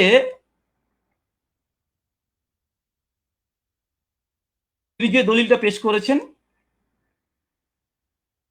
মুনকাতি হাদিস, এই হাদিস নাকি মুরসাল তিনি অস্বীকার করেছেন, ইনকারের সনদ বিচ্ছিন্ন। অথচ আমরা দেখছি দেখেন এটা হচ্ছে আসরুস সুনান, আল্লামা নিমবি হানাফি তার একটি কিতাব, তার আসরুস সুনানের 779 নম্বর হাদিসে দেখেন ইয়াহিয়া সাইদ থেকে ওই রিওয়ায়াতটা নিয়ে এসেছে যেটা উস্তাদ জি মুসান্নাফ ইবনে আবি শাইবা থেকে পড়েছেন। হাদিসটা নিয়ে আসার পরে বলছে ও ইসনাদহু মুরসাল, তিনি পরিষ্কার দাবি করছেন যে এই সনদ হচ্ছে ইনকেতা ঘটেছে, সনদের মধ্যে বিচ্ছিন্ন ঘটেছে। ইয়াহিয়া সাইদ আল কাত্তান রাহিমাহুল্লাহ তিনি ওমর বিন খাত্তাবের জামানা পাই নাই, আর তিনি এটাকে পুরোটাকে অস্বীকার করে দিলেন। আমি এটা খুব আশ্চর্য হয়েছি। তারপরে যদিও তিনি এখানে কবিন শব্দটা লিখে দিয়েছেন যেটি যদিও মুরসাল সূত্র বিচ্ছিন্ন তবে নাকি শক্তিশালী। আর একটা প্রশ্ন যুক্ত হয়ে গেল, উস্তাদজিকে বলবো হাদিস সহিহ হওয়ার জন্য কয়টা শর্ত? সমস্ত মুসলিম উম্মার ইজমা আছে হাদিস সহিহ হওয়ার জন্য 5টা শর্ত, এবং প্রথম যে শর্ত সেটা হচ্ছে সনদ মানে একদম মুত্তাসিল হতে হবে, সনদের মধ্যে কোনো যেন বিচ্ছিন্নতা না ঘটে, কোনো ইনকেতা না ঘটে, সূত্র যেন বিচ্ছিন্ন না হয়। এর চেয়ে হাদিস সহিহ হওয়ার জন্য এটা হচ্ছে ইজমাই শর্ত। সে হানাফি বলেন, আহলে হাদিস, শাফি, মালিকি যেই বলেন, সমস্ত উম্মত একমত হাদিস 5টা শর্তে সহিহ হয়। প্রথম শর্ত হচ্ছে ইত্তেসাল হতে হবে, মুত্তাসিল হতে হবে, সনদ যেন একদম কোনো মাঝখান থেকে চেঞ্জ যেন ব্রেক না করে। অবাক হলাম তিনি এই হাদিস একটা মুরসাল হাদিস তিনি নিজে প্রথমে স্বীকার করে নিয়েছেন কয়েকবার, আবার স্বীকার করতেও যাচ্ছেন না। অথচ এখানে আসরুস সুনানে আল্লামা নিউবি হানাফি রাহিমাহুল্লাহ তিনি পরিষ্কার দাবি করে নিয়েছেন এই হাদিসের মধ্যে ইনকেতা ঘটেছে, এটা মুরসাল হাদিস, সূত্র বিচ্ছিন্ন হাদিস, তবে কওয়িন, তবে সনদের যে রাবিগুলো আছে এরা শক্তিশালী। হাদিস সহিহ হওয়ার জন্য যেহেতু রিজাল শাস্ত্রের আলোকে এবং হাদিস শাস্ত্রের আলোকে আমাদের দলিল উপস্থাপন করতে হবে। তো হাদিস সহিহ হওয়ার জন্য ওস্তাদ দেখেছি আমার জানার জন্য প্রশ্ন, বিনয়ের সঙ্গে প্রশ্ন, মানে মুত্তাসিল হওয়া এটা শর্ত কি, শর্ত একটু জানাবেন 5টা শর্তের মধ্যে। আর এই সনদের মধ্যে যে মুত্তাসিল, এই সনদের মধ্যে বিচ্ছিন্নতা ঘটেনি এটা প্রমাণ পেশ করবেন। চলুন এই দেখেন ইয়াহিয়া সাইদ আল আনসারীর এই বর্ণনাকে বাংলাদেশের জগৎ বিখ্যাত আমাদের আলী হোসেন ওসামা জিরো ওস্তাদ জি হবে আমার জানা মতে, না হলেও রুহানি উস্তাদ হবে। দলিল ও নামাজের মাসাল এই বইটা মোটামুটি 4 জন আলেম মিলে লিখেছে, এক মৌলানা তামিদুল মাওলা, আব্দুল মালিক সাহেব, আব্দুল মতিন সাহেব এবং আবু আকাস মৌলানা, 4 জন মিলে বইটাকে রচনা করেছে। এই তারাবির মাসালাতে 410 নম্বর এবং 411 নম্বর পৃষ্ঠাতে এই দলিলটা নিয়ে এসেছে। নিয়ে আসার পরে এই দলিলটাকে সামনে রেখে তিনি বলছেন যে মুসানাফের এই দলিলটা এই বর্ণনাটির সনদ সহি, তবে ইয়াহিয়া সাইদ যেহেতু হযরত ওমরের যুগ পাননি, আবার কার কাছ থেকে শুনেছেন তাও বলেনি, এই কারণে এটিকে মুনকাতি সূত্র বিচ্ছিন্ন বলা হয়। তার মানে আমাদের 4 জন সহ লেখা দলিল সহ নামাজের মাসাল এ বইটা, মানে আমরা 5 জনের মত পেয়ে গেলাম মোটামুটি, যে হানাফি ভাইদের এবং দেওবন্দীদের ঘটনারই এই সনদকে মুনকাতি সূত্র বিচ্ছিন্নটা স্বীকার করে নিয়েছে। যদি এরা যদি মূর্খ হয়, আল্লাহু আলম বিসওয়াব, হতে পারে, আমি এখানে কোনো কমেন্ট করব না। তারপরে তিনি ওসামা উস্তাদজি তিনি যে কথাগুলো বলেছেন টেনে হিসড়ে হাদিসটাকে আবার মানে হাসান করার চেষ্টা করছে। তো মূল কথা সনদের মধ্যে বিচ্ছিন্নতা ঘটেছে এবং হাদিসটার মধ্যে ইনকেতা ঘটেছে। আর বারবার উস্তাদজি বলছে হাদিসটা মুরসাল, আসলে হাদিসটা মুরসাল না মুনকাতে, কারণ এই হাদিসটা মুরসাল হলে নাবির দিকে নিসবত হতো, যখন নবীর দিকে নিসবত না, এটা ওমরের দিকে নিসবত হয়েছে যে ওমর আদেশ করেছে, তা হাদিসটা মুরসাল নাই, বরং এখানে ইনকেতা বলাটাই বেশি যৌক্তিক, মুনকাতি এই হাদিস। তার জন্য এখানে আরেকটা পয়েন্ট দেখে নিন। মুনকাতে হাদিসের ব্যাপারে উস্তাদজি অনেকগুলোই দলিল উপস্থাপন করলেন এবং বিভিন্ন আলেমদের ফতোয়া তিনি নকল করে বোঝানোর চেষ্টা করছিলেন বারবার, যে দেখেন মুনকাতে হাদিসকে অনেকে হাদিসে বা মুরসাল হাদিসকে অনেকেই সহিহ বলার চেষ্টা করছে, এমনকি শেখ আলবানিও বলার চেষ্টা করেছে, তিনি দলিল উপস্থাপন করেছেন। দেখেন এটা তাইসুল মুস্তাহুল হাদিস, এটা হানাফি আলেম সকলেই মানে, এটা বাংলাদেশ থেকে কওমি ঘরানার তারাই ছাপিয়েছে বইটা, রকমারিতে অ্যাভেলেবেল পেয়ে যাবেন। এখানে দেখেন মুনকাতে হাদিসের উদাহরণ একটা দেওয়ার পরে বলছে মুনকাতে হাদিসের হুকুম কি, বলছে উলামায়ে কেরাম এ বিষয়ে একমত, মানে ইজমা দাবি করছে। বিলুপ্ত রাবি অবস্থা অজ্ঞতা থাকার কারণে মুনকাতে হাদিস জয়ীফ হিসেবে গণ্য। এখানে একটা সংক্ষিপ্ত সাধারণ শ্রোতার জন্য বলি যে ইয়াহিয়া সাইদ আল কাত্তান তার ওমর বিন খাত্তাবের জামানায় পায়নি, ওমর বিন খাত্তাবের মৃত্যুর প্রায় 40 থেকে 50 বছর পর এই রাবি জন্মগ্রহণ করেছে। ওমর বিন খাত্তাব জামানায় পায়নি, তিনি কিভাবে বলে দিলেন যে ওমরের জামানাতে অমুক ব্যক্তি, আবার নাম উল্লেখ নেই যে কাকে নির্দেশ দিয়েছে, নাম উল্লেখ নেই হাদিসে যে 20 টাকাতের আদেশ করেছে। এখন যদি কেউ দাবি করে যে পাকিস্তানি আমলে ব্রিটিশদের সঙ্গে অমুক ব্যক্তি এবিসি ও দালালি করেছে, আজকের যুগের কোনো মানুষ যদি দাবি করে দেয় হয়তো তার যুগও আমি পাইনি, পাকিস্তানি আমল আমি পাইনি, যে দাবি করে দেয়, এ দাবিটা কেমন যৌক্তিক হতে পারে? ঠিক এই হাদিসের সঙ্গে সেটাই ঘটেছে। যিনি বর্ণনা করছেন ওনার সঙ্গে ওমর বিন খাত্তাবের জামানায় তিনি পাননি, ওমর বিন খাত্তাবের মৃত্যুর প্রায় 40 থেকে 50 বছর পর এই ব্যক্তি জন্মগ্রহণ করা হচ্ছে। আর মুনকাতে হাদিসের, এটা মুস্তালাহুল হাদিসের স্পষ্ট দলিল এখানে বিদ্যমান যে মুনকাতে হাদিস এটা যায়ীফ হয়। আচ্ছা, এরপর একটা দেখেন মুরসাল হাদিস বিষয়েও এই মুস্তালাহুল হাদিসের মধ্যে আসছে পরিষ্কার ভাবে, কি বলছে দেখেন, উসুলবিদের দৃষ্টিতে মুরসাল এর অর্থ ব্যাপক, তাদের নিকটে প্রতিটি মুনকাতি রিয়াওয়াত মুরসাল, মানে এটা ইস্তাহালি হিসাবে অনেকেই মুনকা থেকে মুরসাল ব্যবহার করে ইস্তাহাল হিসাবে, কিন্তু হুকুম হিসাবে নয়। এরপর বলছে দেখেন, সনদের যে কোনো স্তর থেকে রাবি বাদ পড়ুক না কেন, খতিব বাগদাদির অভিমত হচ্ছে এইটা। এরপরে হুকুম বলছে, কি বলছে দেখেন, যে প্রকৃতপক্ষে মুরসাল হাদিসে জয়ীফ, যদি উস্তাদজি এটা অস্বীকার করতেন না এটা মুনকাতে হাদিস না, এটা মুরসাল হাদিস, যদি অস্বীকার করে দিয়েছিলেন, তাদের ঘর থেকে দেখা হচ্ছে হাদিসটা তারা মুনকাতে স্বীকার করে নিয়েছে, দৈশ নামাজের মাসালাতে মুনকাতে স্বীকার করেছে, আর আসার সুন্নাতে নিমবি তিনি মুরসাল স্বীকার করে নিয়েছেন। আচ্ছা, তারপরেও যদি ওসামা সাহেব বারবার এটাকে মুরসাল এটা অস্বীকার করেও এটা নিয়েই বারবার আলোচনা করে মুরসাল হাদিসের ব্যাপারে হুকুম কি দিচ্ছে দেখেন, যে প্রকৃতপক্ষে মুরসাল হাদিসের জয়ীফ এবং বর্জনীয়, পরিষ্কার। আচ্ছা চলেন, এটা সহিহ মুসলিম মুকদ্দমা উঠে দেখবেন, এটা ইসলামিক সেন্টার থেকে ছাপানো, আরবিটাও আপনারা ভালোভাবে পড়তে পারবেন। এবং এখানে ইমাম মুসলিম রাহিমাহুল্লাহ তিনি পরিষ্কার মুরসাল হাদিসের একটা বাব কায়েম করেছে, বাব কায়েম করার পরে ইমাম মুসলিম সহিহ মুসলিম রচনার পূর্বে মুকদ্দমা শুধু উসুলে হাদিস দিয়ে তিনি একদম পালাতে রেখেছেন, তার মধ্যে মুরসাল আলোচনা করতে গিয়ে তিনি বলছেন যে মুরসাল রিওয়ায়াত হাদিস সময়ের ব্যাপারে আমাদের মুহাদ্দিসদের মানে মুহাদ্দিসগণের কেরামের অভিমত হচ্ছে মুরসাল হাদিস হুজ্জাত দলিল হিসেবে পরিগণিত হবে না। মানে কোন হাদিসের সনদের মধ্যে যদি বিচ্ছিন্ন ঘটে, যেটা আমাদের উস্তাদ যে আজকে দলিল পেশ করেছে, তাহলে সেটা কোনোভাবে হিসেবে গ্রহণযোগ্য নয়। সর্বশেষে বলছে ফলে তা মুরসাল হওয়ার সম্ভাবনায় আমাদের নিকটে হুজ্জত বা দলিল হিসেবে পরিগণিত হবে না। এবং ইমাম মুসলিম রাহিমাহুল্লাহ তিনি বলছেন মুরসাল হাদিস হোক সনদ যদি বিচ্ছিন্ন ঘটে যায়, এই হাদিস সহিহ নয়, এটা বর্জনীয়, এটা যায়ীফ, এটা মারদুদ। এবং হাদিস সহিহ অর্জনের যে 5টা শর্ত, ইজমা আছে, এরপরে ইজমা দাবি করলাম, ইজমা আছে। প্রথম শর্ত হচ্ছে যে মুত্তাসিল হতে হবে। আচ্ছা, এখানে দেখেন উনি আলবানী রাহিমাহুল্লাহর এই সুলাইমান আর তাউসের একটা রিওয়ায়াত নিয়ে এসে বলছেন যে আলবানী দেখো তোমাদের ঘরে আলবানী একটা মুরসাল হাদিসকে হুজ্জাত গ্রহণ করে নিয়েছে। আমি একই টিট ফর ট্যাট দিয়ে দিলাম উস্তাদজিকে যে দেখেন আপনাদের দলিল সহ নামাজের মাসালে বইয়ে আহলে হাদিসদের একটা দলিল খণ্ডন করতে গিয়ে এখানে মৌলানা আব্দুল মালিক সাহেব, আব্দুল মতিন সাহেব এবং তামহিদুল মাওলা সাহেব আরো 4 জন বড় বড় বিজ্ঞ ওলামা তারা কি বলছে, এই হিসাবে সুলাইমান ও তাউসের মাঝে আরেকটি বিচ্ছিন্নতা সৃষ্টি হয়েছে, মানে সূত্র বিচ্ছিন্ন হয়েছে, যার কারণে হাদিসটা হাসান মানে সহি তদুর কিবা হাসান হওয়া দুষ্কর হয়ে পড়েছে। এটা আমাদের দেওবন্দি বাংলাদেশি ওলামা মাশায়েখ যারা আছেন, বিশেষ করে কওমি ঘরানার, তাদের যারা লিখেছে ওটা একদম সকলে মাথার ওপরে তারা। তা আলবানী যেমন দলিল দিয়েছিল, আমি পাল্টা একটা দলিল দিয়ে দিলাম। আচ্ছা, এই হচ্ছে। আচ্ছা, এখানে আরেকটা দলিল তিনি যেহেতু ইয়াহিয়া সাইদ আল আনসারী থেকে একটা হাদিস মাত্র দিয়েছে, তবে বিন বাজ রাহিমাহুল্লাহ ফতোয়া পড়তে গিয়ে তিনি আরেকটা রিওয়ায়াত পেশ করেছেন, সেটা হচ্ছে ইয়াজিদ বিন রোমান থেকে। দেখেন 2 নম্বর যে দলিলটা দিয়েছে একই অবস্থা, ইয়াজিদ বিন রোমানের দলিলটাও এটাও ইনকেতা, সনদ বিচ্ছিন্ন হয়েছে।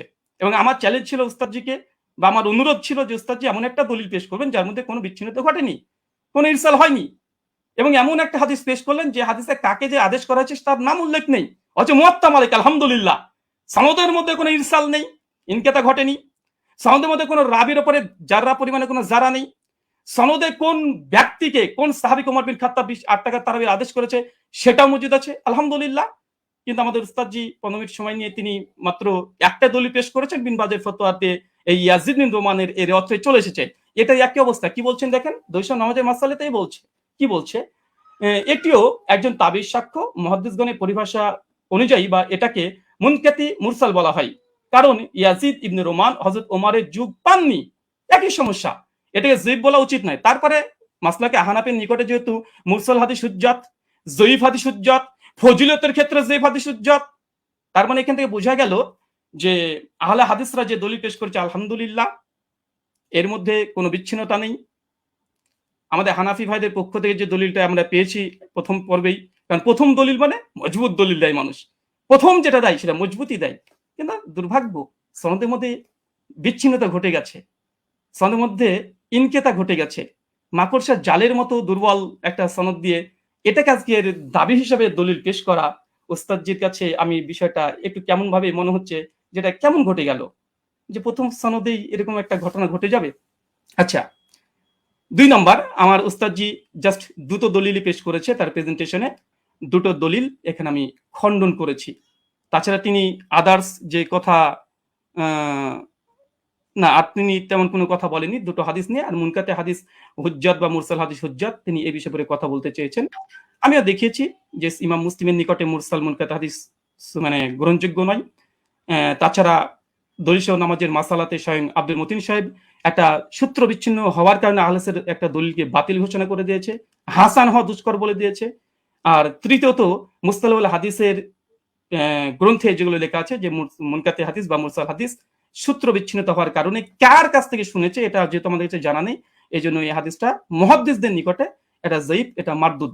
এবং আমি একটা প্রশ্ন করে দিয়েছি ওস্তাদ, যে এটা এড়িয়ে যাবেন না, যেহেতু এবার রিবার্টাল সেশন আপনার এড়িয়ে যাবেন না, 8টা প্রশ্ন আপনার মানে কাঁধের উপরে আছে, এবং যেই মানে আমি চেয়েছি যেমন ভাবে তলব করেছি দেওয়ার চেষ্টা করবেন, এবং হাদিস সহিহ হওয়ার জন্য সনদ মুত্তাসিল হওয়া প্রয়োজন কি প্রয়োজন না, এটা প্লিজ দিয়ে আলোচনা শুরু করবেন। আমি আবার আপনাকে 1.5 মিনিট আগে ছেড়ে দিলাম, কেন আপনি জাস্ট 2টো দলিল পেশ করেছেন।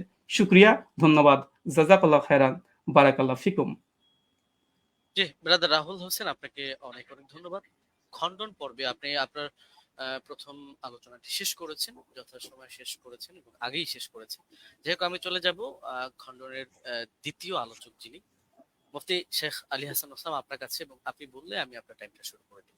জি, একটু দর্শকদের উদ্দেশ্যে বলবো, দর্শক যারাই দেখছেন অবশ্যই প্রোগ্রামটি শেয়ার করে অন্যকে দেখার জন্য সুযোগ করে দিবেন ইনশাআল্লাহ। জি, আলী হাসান ওসাম আপনার কাছে যাচ্ছি,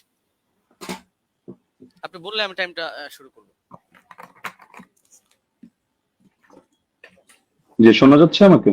হ্যাঁ, আপনাকে ক্লিয়ার শোনা যাচ্ছে। আচ্ছা, জি, শুরু করতে পারেন। জি, 7 7 8 9 10 সেকেন্ড। জি, ওকে। হামিদান ওয়া মুসাল্লিয়ান ওয়া মুসাল্লিমা আম্মা বা'দ। শাস্ত্রীয় ব্যক্তি ছাড়া আসলে শাস্ত্রীয় আলোচনাটা একটু জটিল ব্যাপারই, যে যতটুকু পরে তার আলোকেই গোটা দুনিয়াটাকে মূল্যায়ন করে। তো আমরা যে আলোচনাগুলো করেছি সবগুলো শাস্ত্রীয় মূলনীতিকে উনি এড়িয়ে গিয়ে আমাদের ব্রাদার রাহুল ভাই তিনি হলো অন্যান্য এদিক সেদিকের কথা টেনে এবং মজার একটা ব্যাপার হলো উনি কি বলবেন আমরা মোটামুটি সবই এক থেকে আইডিয়া করতে পেরেছি, লেকিন আমি যেগুলো বলেছি এটা হয়তো ওনার আনকমন পড়ে গেছে, উনি যার কারণে বিষয়গুলো স্কিপ করে গেছেন। হাতে সময় ছিল, তিনি খণ্ডন করতে পারতেন। তো কি কি স্কিপ করেছেন আর এই খণ্ডন পর্বে যে অসঙ্গতিগুলো বলেছেন এটা নিয়ে তো আমি নেক্সট পর্বে আলোচনা করবো। আগে ওনার কেস প্রেজেন্টেশনের মধ্যে উনি যে কথাগুলো বলেছেন আমরা সেটার মূল্যায়নে আসি। একটা কথা তো তিনি গর্বের সাথে বললেন যে হাদিস সহিহ হওয়ার জন্য 5টা শর্তের ব্যাপারে ইজমা আছে, যে অবশ্যই একমত, ইজমা আছে। তো যার কারণে 3টা জিনিস দেখতে হয় সনদে, 2টো জিনিস দেখতে হয় মতনের মধ্যে, অর্থাৎ মূল টেক্সটের মধ্যে। আপনি দীর্ঘ 15 মিনিট নিয়ে খুব গর্বের সাথে বুক ফুলিয়ে ফুলিয়ে অনেকগুলো কিতাবের রেফারেন্সের আলোকে আপনি শুধু সনদের সৌন্দর্য তুলে ধরেছেন, একেবারে কি কি ফজিলত আছে এটা তুলে ধরেছেন, মতনের বিষয়টা স্কিপ করে গিয়েছেন আর প্রশ্ন তো কিছু ছড়িয়ে দিয়েছেন। তো আমরা কিছু প্রশ্নের জবাব আমাদের কথার মধ্যে অটো চলে আসবে, বাকিগুলো আমরা আলোচনায় আনবো যেগুলো প্রাসঙ্গিক। আচ্ছা, এখন আমরা আগে মূল আলোচনায় আসি। একটু বোঝার সুবিধার্থে একটু কথাটা শুরু থেকে টানি। ওমর রাদিয়াল্লাহু তাআলা আনহু থেকে তারাবির রাকাত সংখ্যার বর্ণনাকারী 6 জন রয়েছেন। এর মধ্যে একজন তো সাহেব বিন ইয়াজিদ রাদিয়াল্লাহু তাআলা আনহু, আমরা তার প্রসঙ্গে আসছি। আর এছাড়াও আরো বাকি 5 জন রয়েছেন, যাদের 5 জনের প্রত্যেকেই সংখ্যাটা তারাবির রাকাত সংখ্যা 20 বলে উল্লেখ করেছেন। ইয়াজিদ বিন রুমান তিনি 23 বলেছেন, বেতের সহ মুয়াত্তা মালিকে আছে। আব্দুল আজিজ বিন রুফাই 20 বলেছেন, মুসান্নাফ ইবনে আবি শাইবা আছে। উবাই বিন কাব 20 বলেছেন, মুসনাদে আহমদ বিন মানিতে আছে। ইয়াহইয়া ইবনে সাঈদ 20 বলেছেন, আমরা আগে উল্লেখ করেছি। মুহাম্মদ বিন কাব কুরাজি 20 বলেছেন, কিয়ামুল লাইল মারওয়াজির মধ্যে আছে, ইত্যাদি। এখন বাকি থাকলো শুধু সাহেব বিন ইয়াজিদের কথা। সাহেব বিন ইয়াজিদ থেকে তার 3 জন শাগরেদ এই বিষয়ক হাদিস বর্ণনা করেছেন। একজন হল ইয়াজিদ বিন খুসাইফা, তিনিও 20 বর্ণনা করেছেন, সুনানে কুবরা বাইহাকিতে আছে। দ্বিতীয় হারিস বিন আব্দুর রহমান বিন আবি যুবাব, তিনি 23 বর্ণনা করেছেন, অর্থাৎ বেতের সহ, এটা মুসান্নাফে আব্দুর রাজ্জাকে আছে। আর 3 নম্বর হলো মোহাম্মদ বিন ইউসুফ, যে সূত্রটা টেনে তিনি গর্বের সাথে বলেছেন যে একমাত্র আমরা একটা দলিল দিলাম, বাকি দলিলগুলো আমরা পরে আনবো।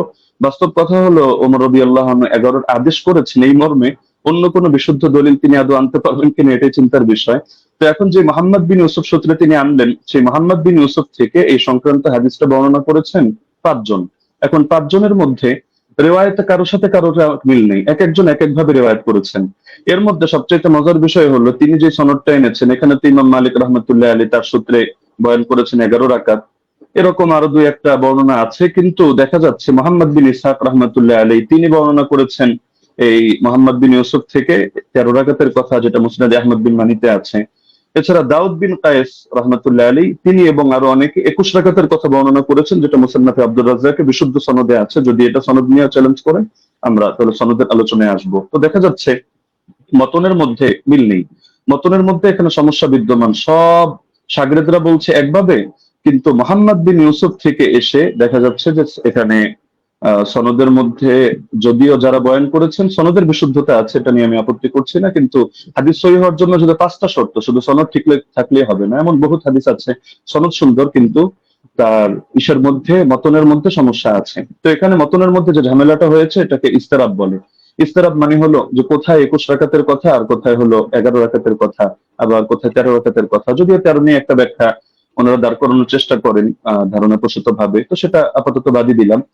তো 21 রাকাত আর 11 রাকাত সম্পূর্ণ ভিন্ন কথা, কিন্তু মূল বর্ণনাকারী একজন। তো এখন হাদিসের মধ্যে যদি ইস্তেরাব করে দেওয়া হয় তাহলে হাদিসটা দুর্বল হয়ে যায়। এটা তাদরিবুর রাওয়ি বিশারহি তাকরিবুন নওয়াবী পৃষ্ঠা 133 এর মধ্যে স্পষ্টভাবে লেখা আছে, ইস্তেরাব ইউজিবু বাফাল হাদিস। তাহলে স্পষ্ট এটা যে এখানে বর্ণনাকারী যারা রয়েছেন তারা যদিও সহিহ মানের, কিন্তু মতনের মধ্যে মুস্তারিব ইস্তেরাব থাকার কারণে হাদিসটা গর্বের সাথে যদিও সহিহ বলার চেষ্টা করছেন, কিন্তু হাদিসটা মতনগত কারণে এটা সহিহ না, বরঞ্চ এটা যায়িফ হাদিস।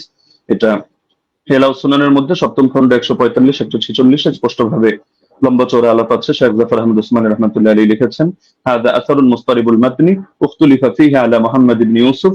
বলতে বলতে তিনি গিয়ে শেষে জানাচ্ছেন, ওয়াহাদা ইখতিলাফুন ইউসকিতুল ইহতিজাজ বিল আসার। এই জাতীয় ইস্তেরাব থাকলে এটা আসর দিয়ে আর দলিল দেওয়া যায় না, এটা দলিল অযোগ্য হয়ে যায়। তো এখানে ভুলটা কে করেছেন? ভুলটা মূলত ইমাম মালিকও করেননি, ইয়াহইয়া ইবনে সাঈদ ফাত্তানও করেননি। ভুলটা হয়েছে এখানে, অসঙ্গতিটা প্রকাশ পেয়েছে মোহাম্মদ বিন ইউসুফ থেকে। যদিও তিনি উচ্চ পর্যায়ের রাবী, কোনো সন্দেহ নেই, কিন্তু এক এক সময় তিনি এক এক ভাবে বয়ান করেছেন। তো যার কারণে জিনিসটা এটা দুর্বলের প্রমাণিত হয়ে গিয়েছে। আচ্ছা, দ্বিতীয় পয়েন্ট হলো যে হাদিসের বর্ণনাকারী যারা, তাদের আমলই তো এর খেলাফ। ইমাম মালিক রাহমাতুল্লাহ আলাইহির আমল দেখা যাচ্ছে যে তিনি 8 রাকাতের পক্ষে না। সাহেব বিন ইয়াজিদ তার আমলও এর খেলাফ। একইভাবে যাকে আদেশ করেছেন বলে তিনি উল্লেখ করলেন যে দুজনের নামের মধ্যে উবাই বিন কাব রয়েছে, উবাই বিন কাবের ব্যাপারে আছে যে না, তার আমলের খেলাফ। ইমাম মালিক রহমতুল্লাহ আলী প্রসঙ্গে লম্বচড় আলোচনা করা যাবে তার মাযহাবের সরাসরি তার শাগিরদের রেফারেন্স দিয়ে। এবং এর বাইরে যে মতগুলো প্রচারিত আছে, মূলত আমি সহজে বলে দিই যে তার থেকে দুইটা মত আছে, এক হলো বিশ্বগাতের কথা, এক হলো 36 রাগাতের কথা। বিশ্বগাতের কথা ইমাম ইবনে আব্দুল বার রহমতুল্লাহ আলী নকল করেছেন, এবং তার মাযহাবের কোন কোন কিতাব যেমন দুসুকের মধ্যে, আনোয়ারের সাতিহার মধ্যে এটা আছে। বাকি 36 রাগাতের কথাটাই তার থেকে সবচেয়ে বেশি প্রসিদ্ধ এবং মুতাবার। তাহলে দেখা যাচ্ছে যে তার আমলের ব্যতিক্রম। এটা বিদায়াতুল মুস্তাহিদ 1 নম্বর খণ্ড 214 নম্বর পৃষ্ঠা উদাহরণ হিসেবে দেখা যেতে পারে, আরো প্রচুর রেফারেন্স আছে, প্রয়োজন হলে আমরা দেব।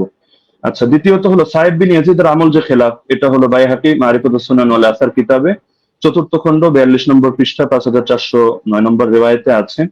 عن سعيد بن يزيد قال كنا نقوم في زمان عمر بن الخطاب ب20 ركعة والوتر। আমরা ওমরের জামানায় 20 রাকাত তারাবি পড়তাম এবং আমরা বিতর নামাজ আদায় করতাম। তাহলে দেখা যাচ্ছে তার আমলও এর খেলাফ।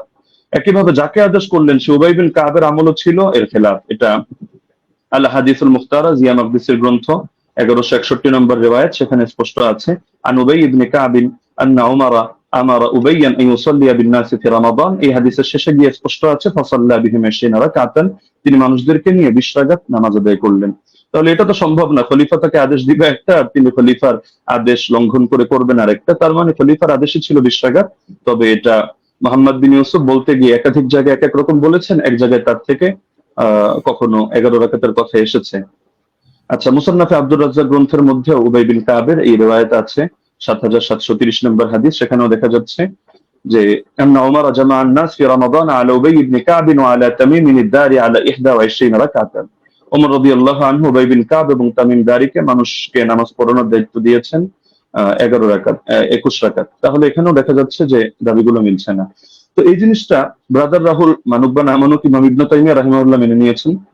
ثبت أن أبي بن كعب كان يقوم بالناس 20 ركعة في قيام رمضان ويوتر بثلاث। এটা প্রমাণিত যে উবাই বিন কাব রাদিয়াল্লাহু আনহু তিনি মানুষদেরকে নিয়ে রমাদানুল মুবারকের তারাবিতে 20 রাকাত নামাজ পড়তেন এবং 3 রাকাত বিতর আদায় করতেন। তাহলে ইমাম ইবনে তাইমিয়া রাহিমাহুল্লাহর বক্তব্য দ্বারা স্পষ্ট হয়ে যাচ্ছে। তো একটা মূলনীতি হলো, যদি বর্ণনাকারীর আমল তার বর্ণনার খেলাফ হয় তাহলে এর দ্বারা বোঝা যায় যে বর্ণনাটি আসলে এতে দুর্বলতা রয়ে গিয়েছে। আমলুর রাওয়ি আও ফাতওয়াহু বিখিলাফিল হাদিস আল্লাযী রাওয়াহু ইসকিতুল ইহতিজাজ বিল হাদিস। এটা আমরা যেহেতু সময় কম, আমরা শুধু রেফারেন্স গুলো দিয়ে দিচ্ছি, আপনারা ক্রস চেক দিয়ে নিতে পারেন। কাশফুল আসরার 3 নম্বর খণ্ড 63 পৃষ্ঠা, উসুলুস সারাফসি 2 নম্বর খণ্ড 5 নম্বর পৃষ্ঠা, আল কাফি 3 নম্বর খণ্ড 1354 পৃষ্ঠা, আল ফুসুল ফিল উসুল 3 নম্বর খণ্ড 203 নম্বর পৃষ্ঠা, আত তাকরীর ওয়াত তাহদীব 2 নম্বর খণ্ড 266 পৃষ্ঠা, আত তাওবীহ 2 নম্বর খণ্ড 25 নম্বর পৃষ্ঠা, ফাওয়াতিহুর রাহমুদ 2 163, কাওয়াইদ ফি উলুমিল হাদিস 202 নম্বর পৃষ্ঠা, শারহুল মানাব 661, আল বাহরুল মুহিত 3 নম্বর খণ্ড 246 পৃষ্ঠা, আল ইহকাম বিল আমিদি 2 নম্বর খণ্ড 165 নম্বর পৃষ্ঠা। এমনকি গায়রে মুকাল্লিদ আলেম শেখ ইব্রাহিম শিয়ালকুটি রাহিমাহুল্লাহ তিনিও এটা স্পষ্ট স্বীকার করেছেন ইনারাতুল মাসাবি গ্রন্থে, যেটা তারাবি শীর্ষক 29 নম্বর পৃষ্ঠায়। अगर रावी का अमल उसकी रिवायत के खिलाफ हो तो उसकी रिवायत काबिल अमल ना होगी। স্পষ্ট কথা।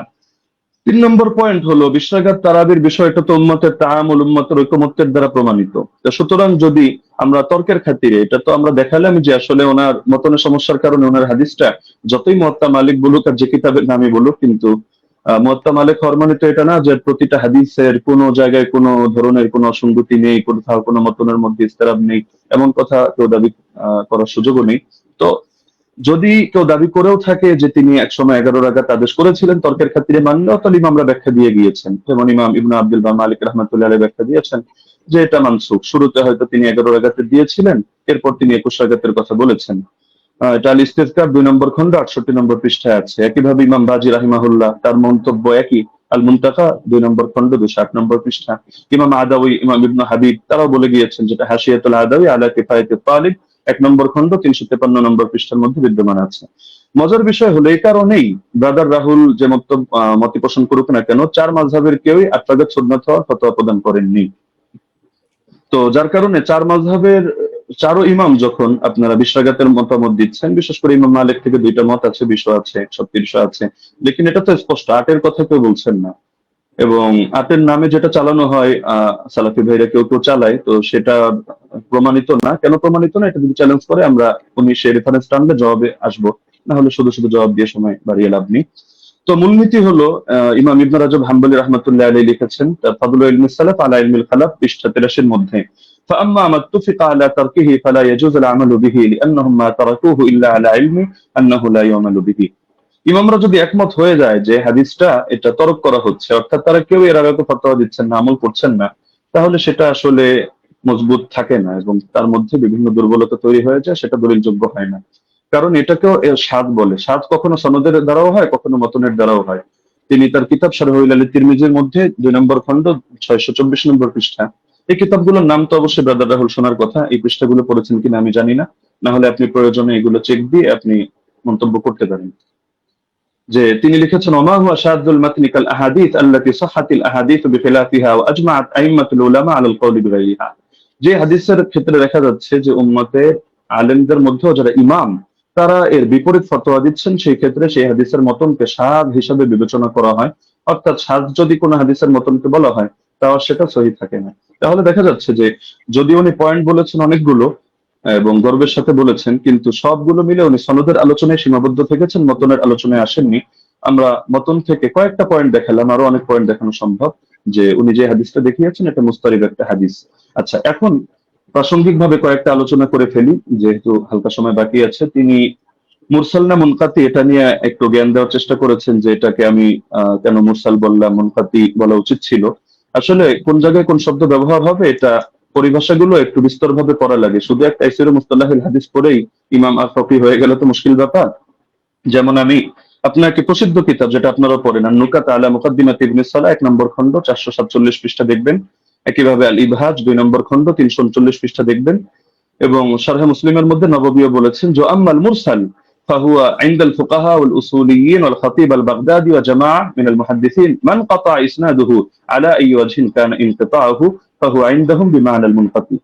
ফকিহদের দৃষ্টিতে, উসুলিয়িনদের দৃষ্টিতে, খতিবে বাগদাদের দৃষ্টিতে এবং একদল মুহাদ্দিসদের দৃষ্টিতে মুরসালের সংজ্ঞা হলো যে সনদের মধ্যে যেভাবেই বিচ্ছিন্নতা হোক না কেন, ইনকাতা যেভাবেই হোক না কেন, এটা মাঝেই হোক আর শেষেই হোক, রাসূলের আগেই হোক আর সাহাবীর আগেই হোক, বাস সেটাকেই তারা মুনকাতি হিসেবে বলে থাকেন। তো এটা একটা তাদের ইসতিলাহগত বিষয়। তো সুতরাং এই জিনিসটা মানে মুরসাল বলা উচিত ছিল না, মুনকাতি বলা দরকার ছিল, বিষয়টা এমন না।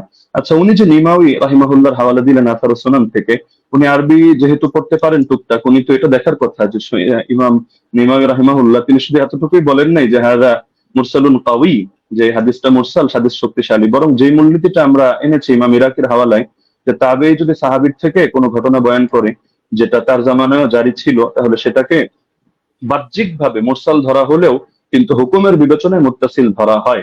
আমরা তো আলোচনা করছি শাস্ত্রীয় মূলনীতির আলোকে হুকুম প্রসঙ্গে। তো এই মূলনীতিটা আপনি যে কিতাবের হাওয়ালা দিলেন এবং মজার বিষয় যে স্ক্রিনশট দিলেন, আপনি এটাই যদি ভালো করে দেখেন এটার মধ্যে খুঁজে পাবেন।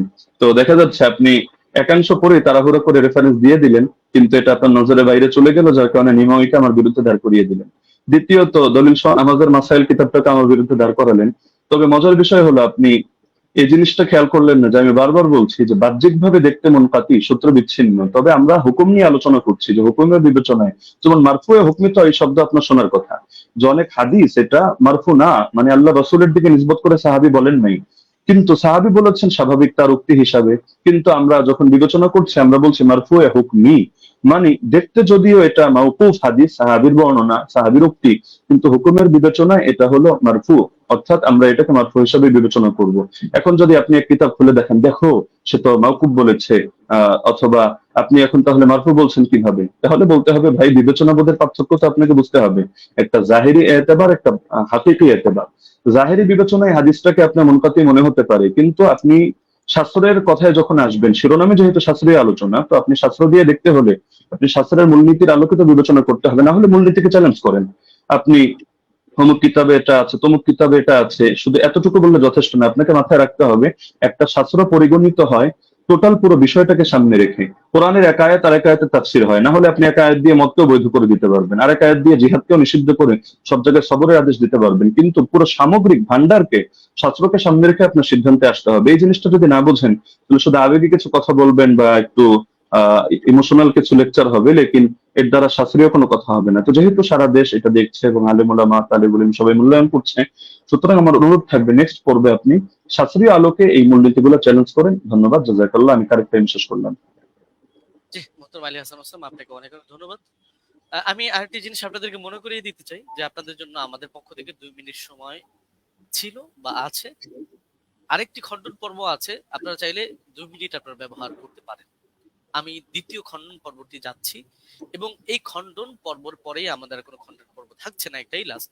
আমি প্রথমে চলে যাব ব্রাদার রাহুল হোসেন আপনার কাছে, এবং আপনি বললে আমি টাইমটা শুরু করে দেব। একটা স্লাইড পাঠিয়েছি, স্লাইড 8 লেখা আছে, 8 লেখা আছে, দেখেন। জি, পেয়েছি। জি, স্ক্রিনে নিয়ে আসতে হবে। আচ্ছা, সময় স্টার্ট নাও। জি, সো বিসমিল্লাহ। সম্মানিত দর্শক মন্ডলী, উস্তাদজি যেটা শেষ করেছেন সেটা দিয়ে শুরু করবো। উনি বললেন যে পারলে ওসুলকে চ্যালেঞ্জ করতে।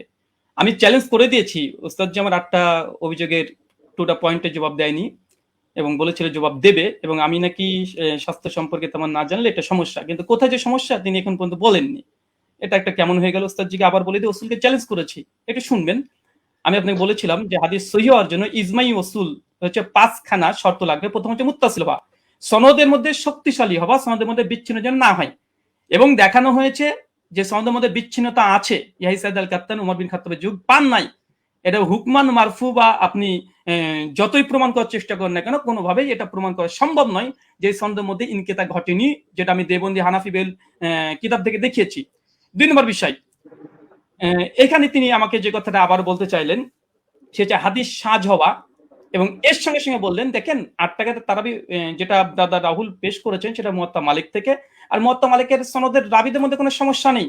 তবে মতন নিয়ে ব্রাদার রাহুল কোনো কথা বলেনি। অভিযোগ করে তো দেখেন, অভিযোগ করলে তো জবাব দো, আপনি তো অভিযোগটা করেননি, বরং দ্বিতীয় পর্বে এসে অনেকগুলো 1 ডজন দলিল আপনি এখানে পেশ করেছেন। এটা একটা মানে কোয়ালিটি আছে, যে শেষ পর্বে একসঙ্গে অনেকগুলো দিয়ে দেবো যেন আর সময় না পাওয়া যায়, এটা আমরাও বুঝি।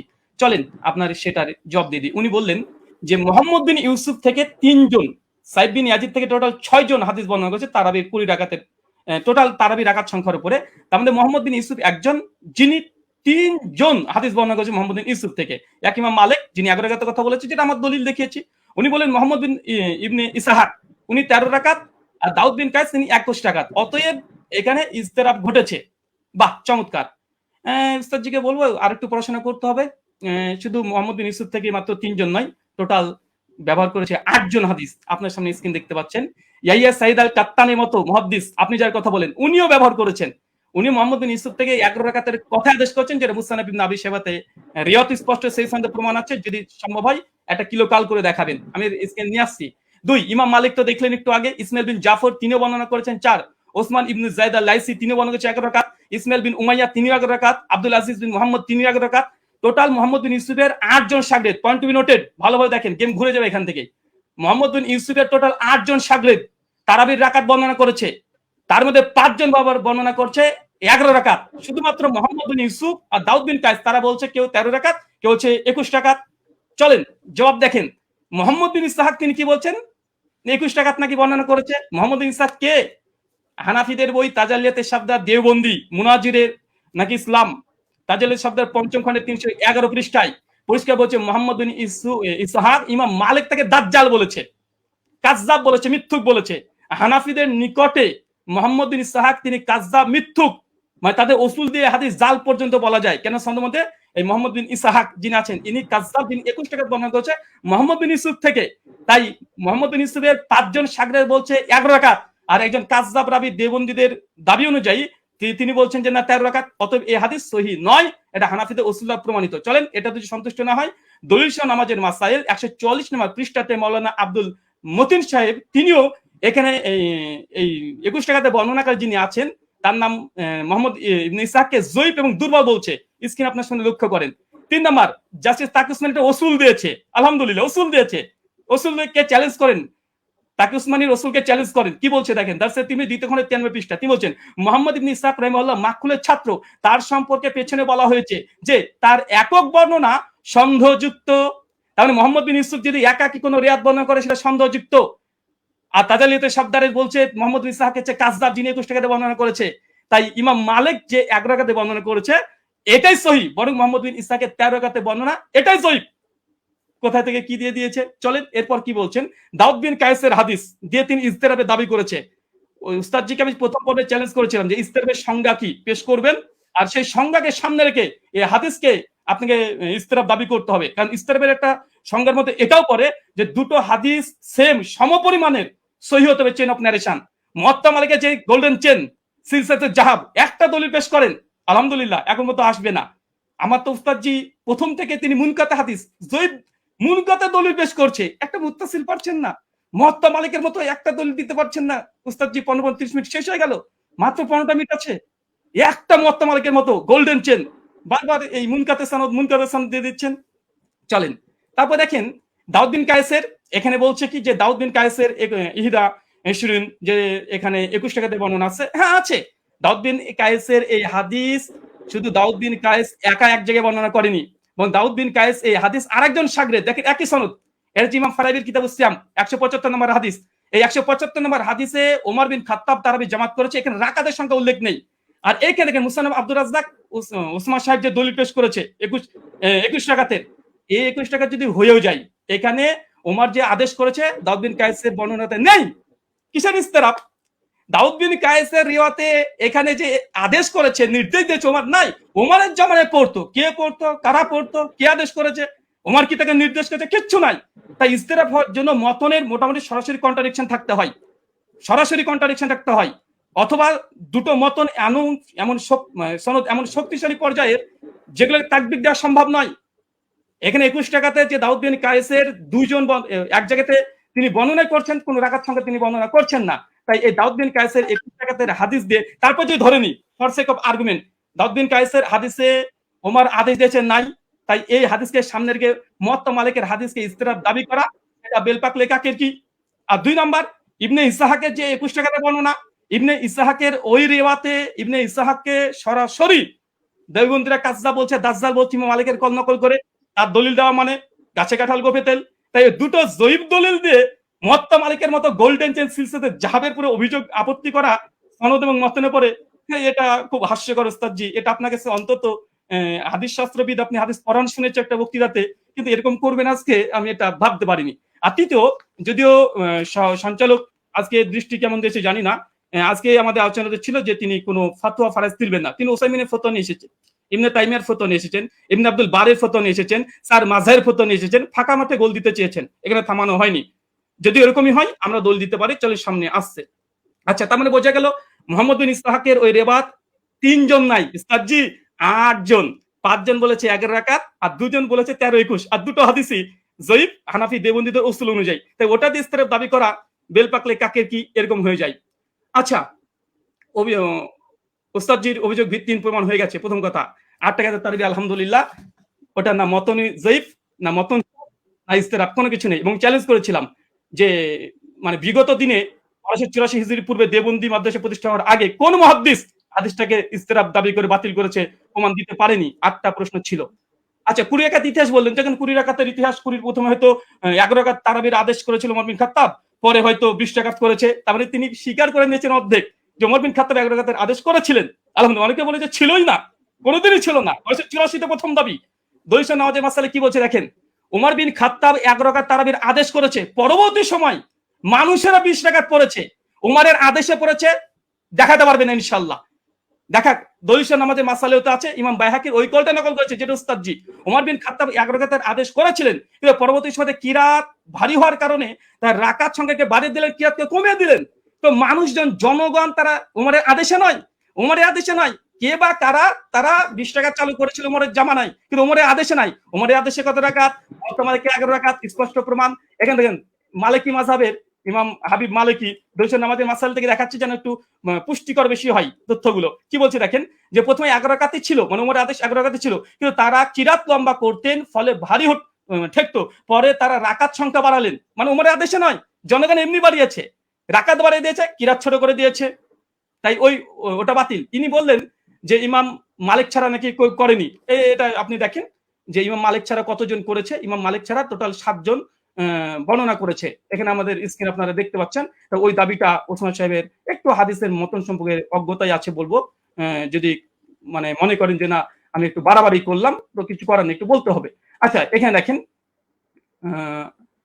আচ্ছা, ইমাম মালিক ১ রাকাত গ্রহণ করেনি, এটা খুব জোর দিয়েছে, যদি আজকে বিষয়ের সঙ্গে সম্পৃক্ত না। আজকের বিষয় ওমর কত রাকাত তারাবির আদেশ করেছে। ওস্তাদজি মুনকাতে দলিল দিয়েছে, মুত্তাসিল দিতে পারেন, আলহামদুলিল্লাহ। আমরা একদম chain of narration golden chain দিয়েছি। আচ্ছা, ইমাম মালিক ১ রাকাতের আদেশ করেনি, চলেন দেখেন। এটা কিতাব সালাতুত তাহাজ্জুদ, এটা আব্দুল হক আন্দলুসি রাহিমাহুল্লাহর গ্রন্থ। ইমাম মালিকের শাগরেদ ছাত্র তার বলছে, কি বলছে দেখেন, এখানে বলছে কলা শাহ বিন আব্দুল আজিজ আন মালিক, মানে ইমাম মালিকের ছাত্র, তিনি রিওয়ায়াত করছেন, কি বলছেন, আল্লাজি আখতারা বিহা, ইমাম মালিক যেটাকে গ্রহণ করেছে, এখতিয়ার করেছে, কি করেছে, বিহি নাফসি, ইমাম মালিক নিজের জন্য কত রাকাত তিনি করেছেন। তারপর তিনি বলছেন দেখেন, ফি কিয়ামে রামাজান হুয়াল লাজি জামা, ইমাম মালিক উমর বিন খাত্তাব যার করে জমা করেছে উমর বিন খাত্তাব, সেটা হচ্ছে ইহিদা আশারাতা রাকাতান ওয়া হুয়া সালাতে রাসূলুল্লাহ সাল্লাল্লাহু আলাইহি ওয়াসাল্লাম। এখানে ইমাম মালিকের কথা নকল করছে স্বয়ং ইমাম মালিকের ছাত্র। আমি এখানে ইমাম মালিকের ছাত্র ডাইরেক্ট কল, তিনি বলছেন যে ইমাম মালিক যেটা গ্রহণ করেছিলেন সেটা হচ্ছে 11 রাকাত, যেটা ছিল রাসূলুল্লাহ সালাত এবং ওমর বিন খাত্তাব যার পরে জমা করেছে, প্রথম কল। দ্বিতীয় দেখুন, এখানে হচ্ছে ইবনে কাসিমের একটা কলমে নকল করে গেছি। ইবনে কাসিম তিনি মালিক থেকে বর্ণনা করছে যে ওমরের জামানায় 36 রাকাত পড়া হতো, 36 রাকাত পড়া হতো। কিন্তু ইমাম মালিক কত গ্রহণ করেছে দেখেন, শেষে লাল দিয়ে দাগানো আছে। তারপরে হচ্ছে আক্তারা ওয়া নাফসি, ইমাম মালিক নিজের জন্য যেটা নির্ধারণ করেছে, ইহিদা আশারাত রাকাতান, কিন্তু ইমাম মালিক নিজের জন্য 11 রাকাত। মানে ইমাম মালিকের সময় মানুষ 36 রাকাত পড়ছে, কিন্তু ইমাম মালিককে যখন সরকার যখন চিঠি পাঠায়, এই ঘটনা বর্ণনা আছে অনেক জায়গাতেই, তারপরে তাকে যখন বললো যে নামাজের সঙ্গে কি কমিয়ে দেবো, সেই সময় মালিক বলছে তারা পড়তে থাক, কিন্তু আমি নিজের জন্য ফি নাফসি, আমার জন্য ইহিদা আশারাত রাকাতান, আমি 11 রাকাতকে আমি নিজের জন্য গ্রহণ করলাম। মানুষ কি পড়ছে দেখার দরকার নেই, ইমাম মালিককে কথা মেনে নিতে হবে। আচ্ছা, এরপরে দেখেন, আচ্ছা, বদরুদ্দিন আইনি হানাফি তিনিও উমদাতুল কারি শারহ সহিহ বুখারীতে 102 নম্বরে তিনি এই কথা স্বীকার করে নিয়েছেন যে ইমাম মালিক তিনি তার নিজের জন্য 11 রাকাতকে তিনি পছন্দ করেছিলেন। তার জামানায় কে কত পড়েছিল দেখার দরকার নেই, কারণ আমাদের আজকের আলোচ্য বিষয় এটা নাই যে কার জামানায় কত রাকাত পড়েছে। যদি ওটা নিয়ে ডিবেট করতে হয়, আসেন পরে একটা সেশন রাখেন, অন্যদিন একটা সময় দেন, আবার আসবো, এটাও প্রমাণ করবেন ইনশাআল্লাহ। ওমর বিন খাত্তাব জামানাতে 8 টাকা তারাবি হতো। আজকের আলোচ্য বিষয় ওসমান সাহেব ভুলে গেলে হবে না, ওমর বিন খাত্তাব কত রাকাত তারাবির আদেশ করেছেন, ওমরের জামানায় কে বা কারা কত পড়তো, কোন ইমাম কত রাকাতের ফতোয়া দিয়েছে, কে কি বলেছে, এটা নয়। হাদিস শাস্ত্রের আলোকে ওমর বিন খাত্তাব কত রাকাত আদেশ করেছে, মুওয়াত্তা মালিকের স্পষ্ট হাদিস 11 রাকাত। আপনি ইস্তেরাবের দাবি করেছিলেন, দুমড়ে মুচড়ে গেছে, আলহামদুলিল্লাহ।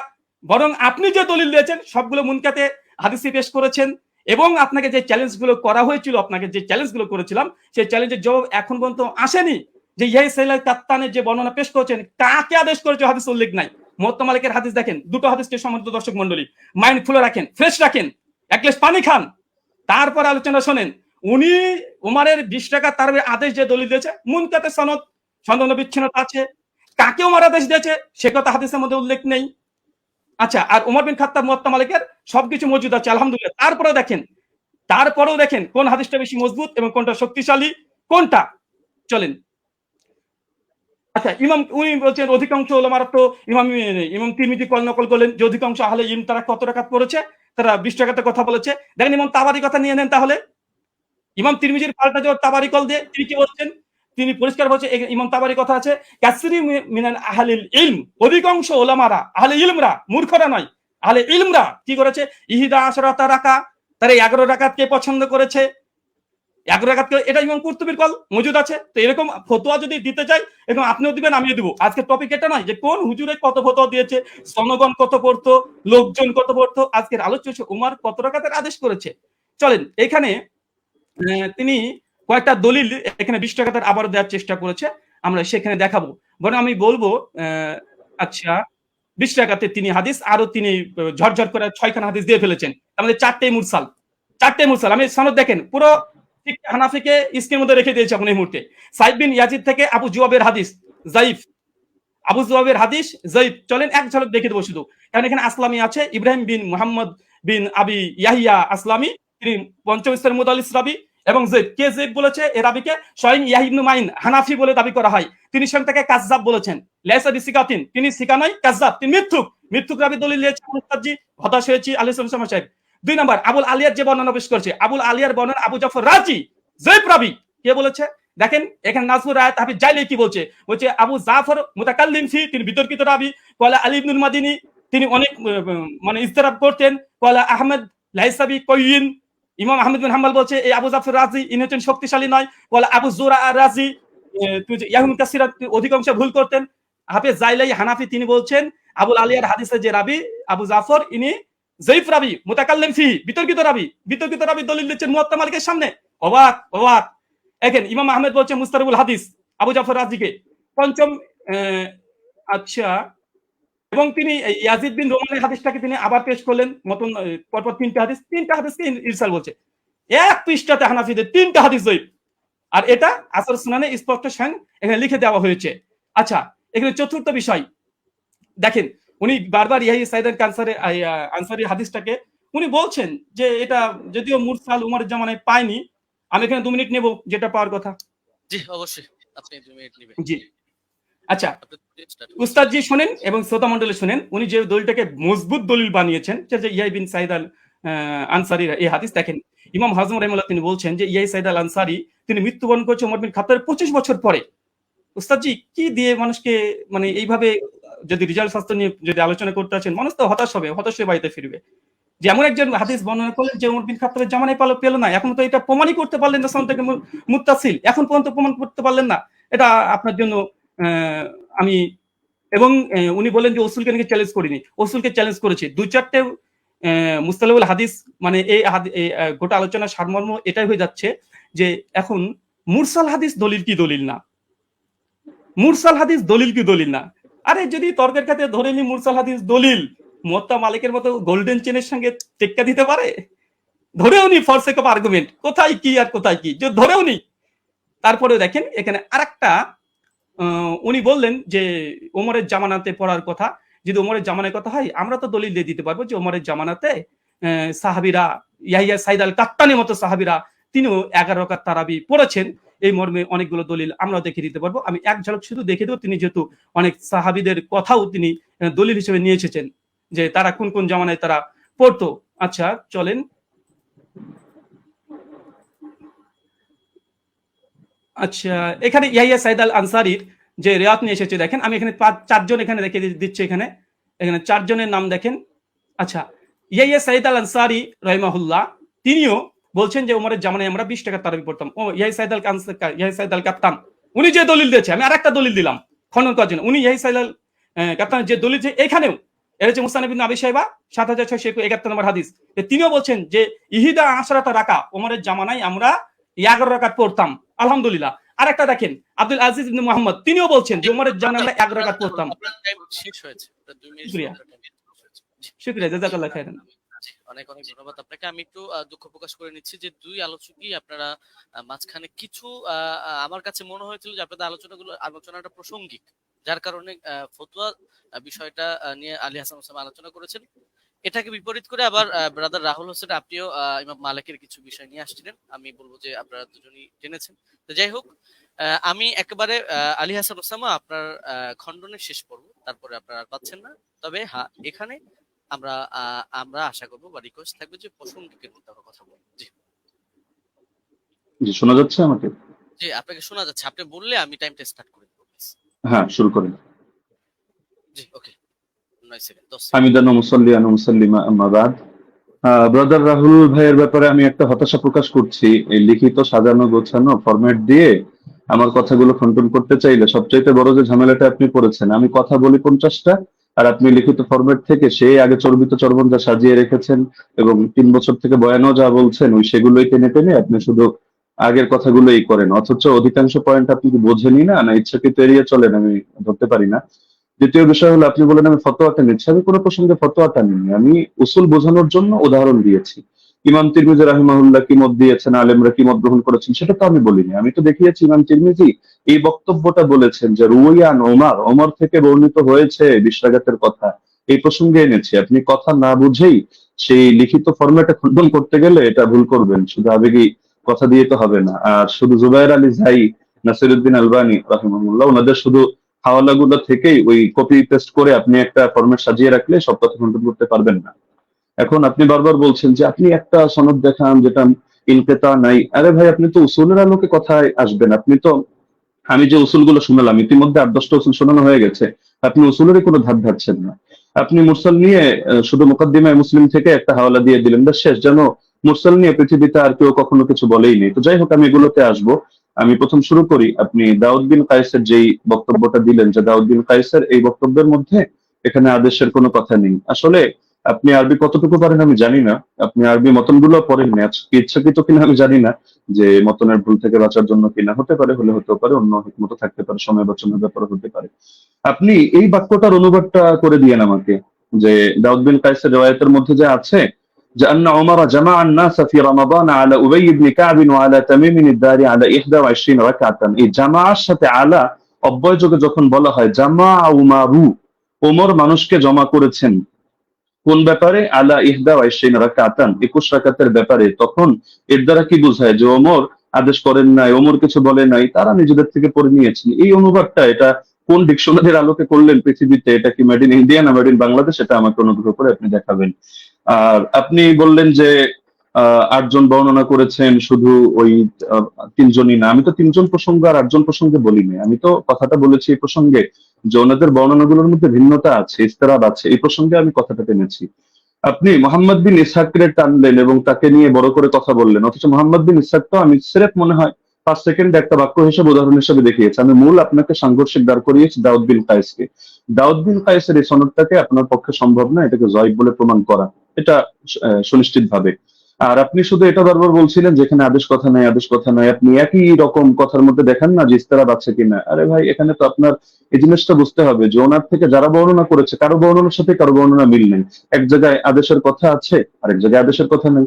এক জায়গায় আমলের কথা আছে, আরেক জায়গায় আবার আমলের কথা নেই, শুধু আদেশের কথা। এখন আদেশ নিয়ে আপনি 8টা কেন, আদেশ নিয়ে শুধু দুটোই দেখতে পারবেন। ইমাম মালিকের যে সনদটা আনলেন, সেখানে ইমাম মালিক রহমতুল্লাহ আলী তার সনদের মধ্যে আছে যে তিনি আদেশ দিয়েছেন, আর দাউদ বিন কায়েসের মধ্যে আছে যে আদেশ দিয়েছেন। কিন্তু এখন দাউদ বিন কায়েসের এই সনদের মধ্যে জামা আলা এটা যোগ করলে অর্থ এটাই দাঁড়ায় যে ওমর মানুষকে 21 রাকাতের ব্যাপারে একত্রিত করেছেন।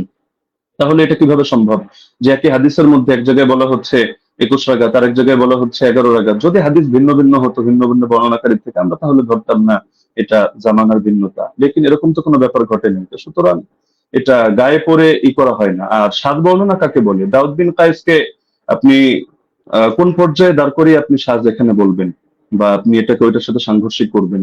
যদি এক রেওয়ায়তের মধ্যে সংখ্যা কম পাই আর এক রেওয়ায়তের মধ্যে সংখ্যা বেশি পাই, তাহলে সেই ক্ষেত্রে কি হুকুম আছে? এটা তো আপনার ফতোয়ার আলোকেই করতে হবে। আপনি তো মন গড়া একটা বললে হবে না। আর কিছু কথা তো আপনি বলেছেন একদম মানে সনদ ছাড়া, যেগুলোর কোনো সনদই নেই।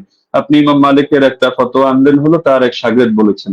তো তার শাগরেদ থেকে কি আপনি শুনেছেন, না ওই কিতাবের লেখক ডাইরেক্ট শুনেছে? মাঝখানে সনদগুলো গেল কোথায়? আর আপনি মাযহাব নিয়ে কথা বলতে চাইলে মাযহাবের ব্যাপারে মূলনীতিগুলো তো আপনার জানা থাকা দরকার। ধরেন মালিকি মাযহাব নিয়ে আমি 100টা মত পেলাম, তাহলে আমি কোন মতটা চূড়ান্ত ধরবো? এখন ইমাম মালিক থেকে একটা বিশুদ্ধ মত দেখাতে পারবেন না যে ইমাম মালিক রহমতুল্লাহ আলী কোথাও আত্রাগাতের মতামত দিয়েছেন। আপনি হাফিজ ইবনে হাজার আসকালানী রহমতুল্লাহ আলী, আপনাদেরও পছন্দের ব্যক্তিত্ব, তার কিতাব থেকেও আপনারা দেখে নিতে পারেন, অথবা তার হাওয়ালা আমি হুবহু বাক্য বলে দিচ্ছি। তিনি লিখেছেন ইতিমাদুহুম ফিল আহকাম ওয়াল ফাতওয়া আলা মা রাওয়াহু ইবনুল কাসিম আন মালিক সাওয়াউন ওয়াফাকা মা ফিল মুওয়াত্তা আম লা। যে ফতোয়া দেওয়ার ক্ষেত্রে, বিধিবিধান বর্ণনা করার ক্ষেত্রে ইবনুল কাসিম যেটা বর্ণনা করবে ইমাম মালিক থেকে, সেটাই গ্রহণযোগ্য, এবং সেটা মুয়াত্তা কিতাবের মধ্যে যা আছে তার সাথে মিলুক বা না মিলুক, এটা হলো মাযহাবের মূল ভিত্তি হিসেবে ধরা হবে। এটা তাজিলুল মানফা 4 নম্বর পৃষ্ঠার মধ্যে পেয়ে যাবেন। তো ওনার শাগরেদ ইবনুল কাসিম বলেন, ইবনে আইমান বলেন, তাদের থেকে কোথাও আপনি আত্রাগাতের দূরতম কথাও দেখাতে পারবেন না। আত্রাগাতের কথা আল্লামা আইনি যেটা এনেছেন, সৈয়দী যেটা এনেছেন, আপনি সৈয়দীটা তো আনেননি, এটা আপনার নজরে পড়ে নেই হয়তো, যে যে জায়গা থেকে কপি পেস্ট করেছেন। না হলে এর বিপরীতে আমি আপনাকে, যদি 100 চান আমি 100 হাওলা আপনাকে দিয়ে দিতে পারবো। যদি আপনিও বলেছেন যে আলাদা ডিবেটের আয়োজন করলে, তো ঠিক আছে, করতে পারেন। তো ইমাম আইনি বলেছেন, ইমাম সৈয়দী বলেছেন, বেসনদ কথাবার্তা কোথাও দলিলযোগ্য হবে না। তো মোহাম্মদ বিন ইসহাক এখানে ফ্যাক্টর না, আর অন্য লোক ফ্যাক্টর না। আর আপনি বলছেন যে আমরা দেওবন্দিরা গায়ে পড়ে দাবি করি মুস্তারিদ, আর কেউ দাবি করে না কেন? আপনি তো আহলে হাদিস ঘরানার। তো আপনাদের পিস পাবলিকেশন থেকে বই প্রকাশিত হয়েছে রাসূল সাল্লাল্লাহু আলাইহি ওয়াসাল্লামের প্র্যাকটিক্যাল নামাজ কোরআন ও সহিহ হাদিসের আলোকে। এই বইয়ের 222 নম্বর পৃষ্ঠা থেকে আমি আপনাকে শোনাচ্ছি। তার শাসন আমলে, তার মানে ওমরের কথা চলছে, 11 রাকাত এবং 21 রাকাত তারাবি সালাত আদায়ের প্রমাণ পাওয়া যায়। সাহেব রাদিয়াল্লাহু আনহু তৃতীয় ছাত্র মুহাম্মদ ইবনে ইউসুফ উপরোক্ত কথাগুলোর বর্ণনাকারী হাদিসের মূল সূত্র অনুসারে একই রাবির একই বিষয়ে পৃথক পৃথক মত প্রকাশ করা বিশুদ্ধ হওয়ার অন্তরায়। সুতরাং বিশ্বাকাতের অভিন্ন মত গ্রহণ করাই যুক্তিসঙ্গত। তাহলে ইস্তেরাবের কথা, ইখতিলাফের কথা কি আমরা টানলাম নাকি আপনাদের লোকেরাও এটা টেনেছে? এটা তো আপনার স্পষ্টভাবে দেখা দরকার। আর আপনি বারবার শুধু এই প্রসঙ্গগুলো তো এখানে অপ্রাসঙ্গিক কথা টানলে হবে না, যে গোল্ডেন চেইন, আরে গোল্ডেন চেইন নাকি এটা ডায়মন্ডের চেইন নাকি হলো এটা রূপার চেইন, সেটা তো আমাদের দরকার না। আমাদের দরকার হলো আপনার এখানে পাঁচটা জিনিসটা এক রাখতে হবে। আপনি শুধু আমাদের কথা প্রসঙ্গে বলছেন যে সনদের মধ্যে কোনো ইনকিতা নাই, আপনারা প্রমাণ করেন।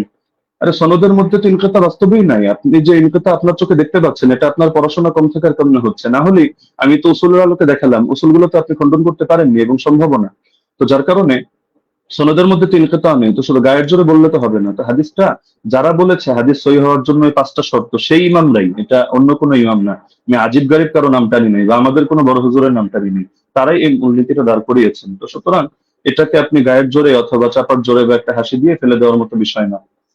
তো আবার কিছু আলোচনা টেনেছেন একেবারে অপ্রাসঙ্গিক, যেমন ওমর কাকে আদেশ দিয়েছেন। আচ্ছা, ওমর আপনাকে আদেশ দিল বা আমাকে আদেশ দিল, কাকে আদেশ দিল এটার সাথে কোন বিষয়ের সম্পর্ক?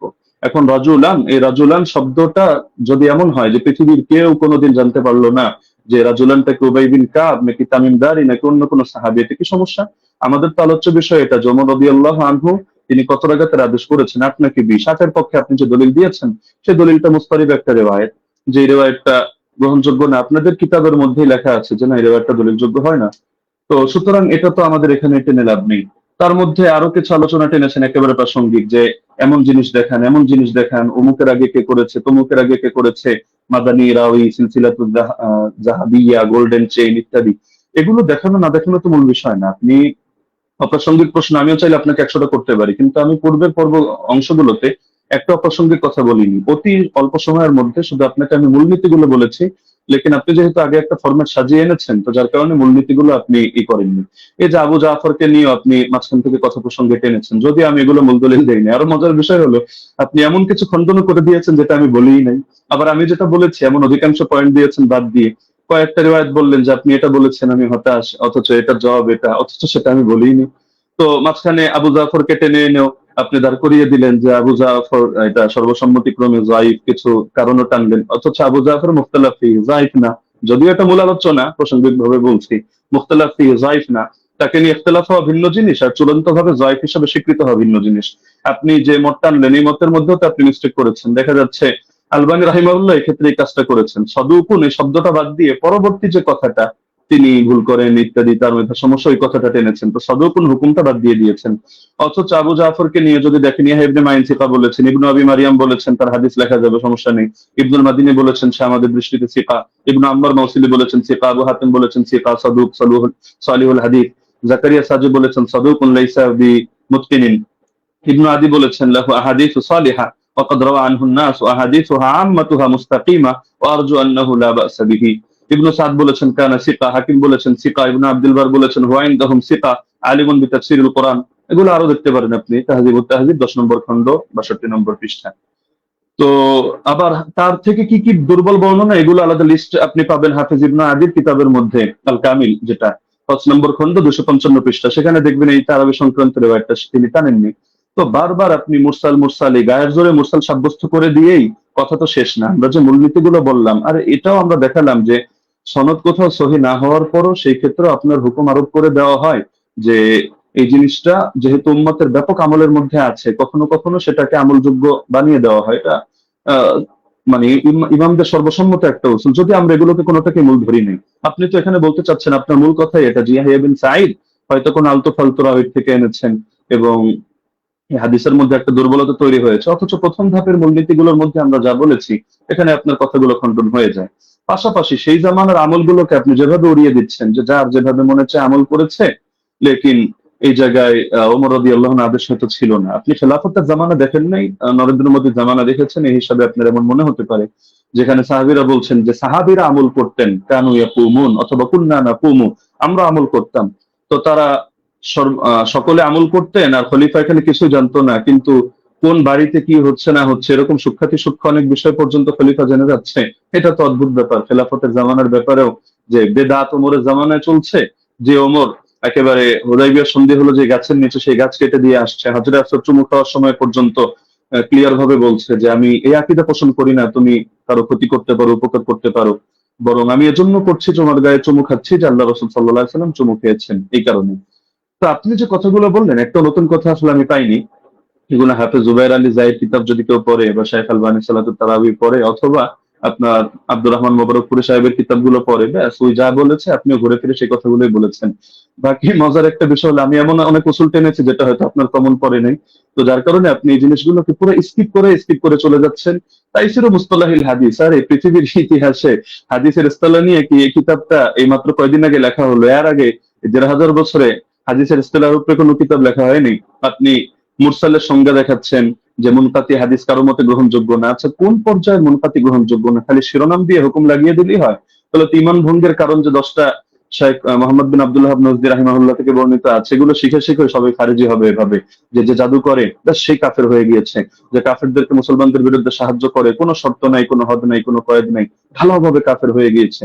তো এভাবে শিরোনাম দেখলে তো মুশকিল। এগুলোর ব্যাখ্যা তো ইমামদের থেকেই নিতে হবে, বক্তব্য যাদের থেকে নিবেন আপনার বক্তব্যের ব্যাখ্যাও তো তাদের থেকে নিতে হবে। আর আপনি বললেন যে আমি কথা প্রসঙ্গে মেনে নিয়েছি যে ওমর রাদিয়াল্লাহু তাআলা আনহু তিনি শুরুতে ১১ রাকাতের আদেশ দিয়েছিলেন। এটাও তো আমি আমার বাক্যগুলোকে খেয়াল করেন না, আমি কি বোঝেন না, আমি ধরতে পারি না? নাকি আপনি পয়েন্ট গুলো নোট আউট মানে লিখে না রাখার কারণে এমন ঝামেলা হচ্ছে সেটাও বুঝতে পারি না। যে দেখা যাচ্ছে যে এটা তো আমি বলেছি তর্কের খাতিরে যদি মানে অনেক কথা আমি ২ ভাবে জবাব দিয়েছি। জবাবে ইলজামি, জবাবে তাসলিমি, ইলমে উসুলের আলোকে। তো ২ ভাবে জবাব দেওয়ার কারণে আপনি আগের পরের কথা বাদ দিয়ে মাঝখান থেকে একটা অংশ টান দিলে তো হবে না। আর কোন মুনকাতি, কোন মুরসাল, কোন ক্ষেত্রে কি হুকুমে যাবে এটা তো আপনাকে শাস্ত্রীয় আলোকে বুঝতে হবে।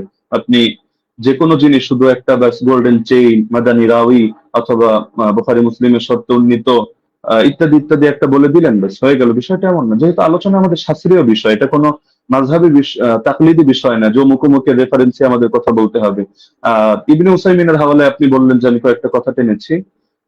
ওইখানে আমি ইবনে উসাইমিনের হাওলায় টানি না, শেখ সালেহ আল মুনাজ্জিদের হাওলায় টেনেছি। এটা আবেগে আপনি কয়েকবার এটা উচ্চারণ করেছেন। আর এখানে আমি তার ফতোয়া দেখাইনি। আমি এখানে ফতোয়া উল্লেখ করার জন্য বসিও নাই আপনার সামনে।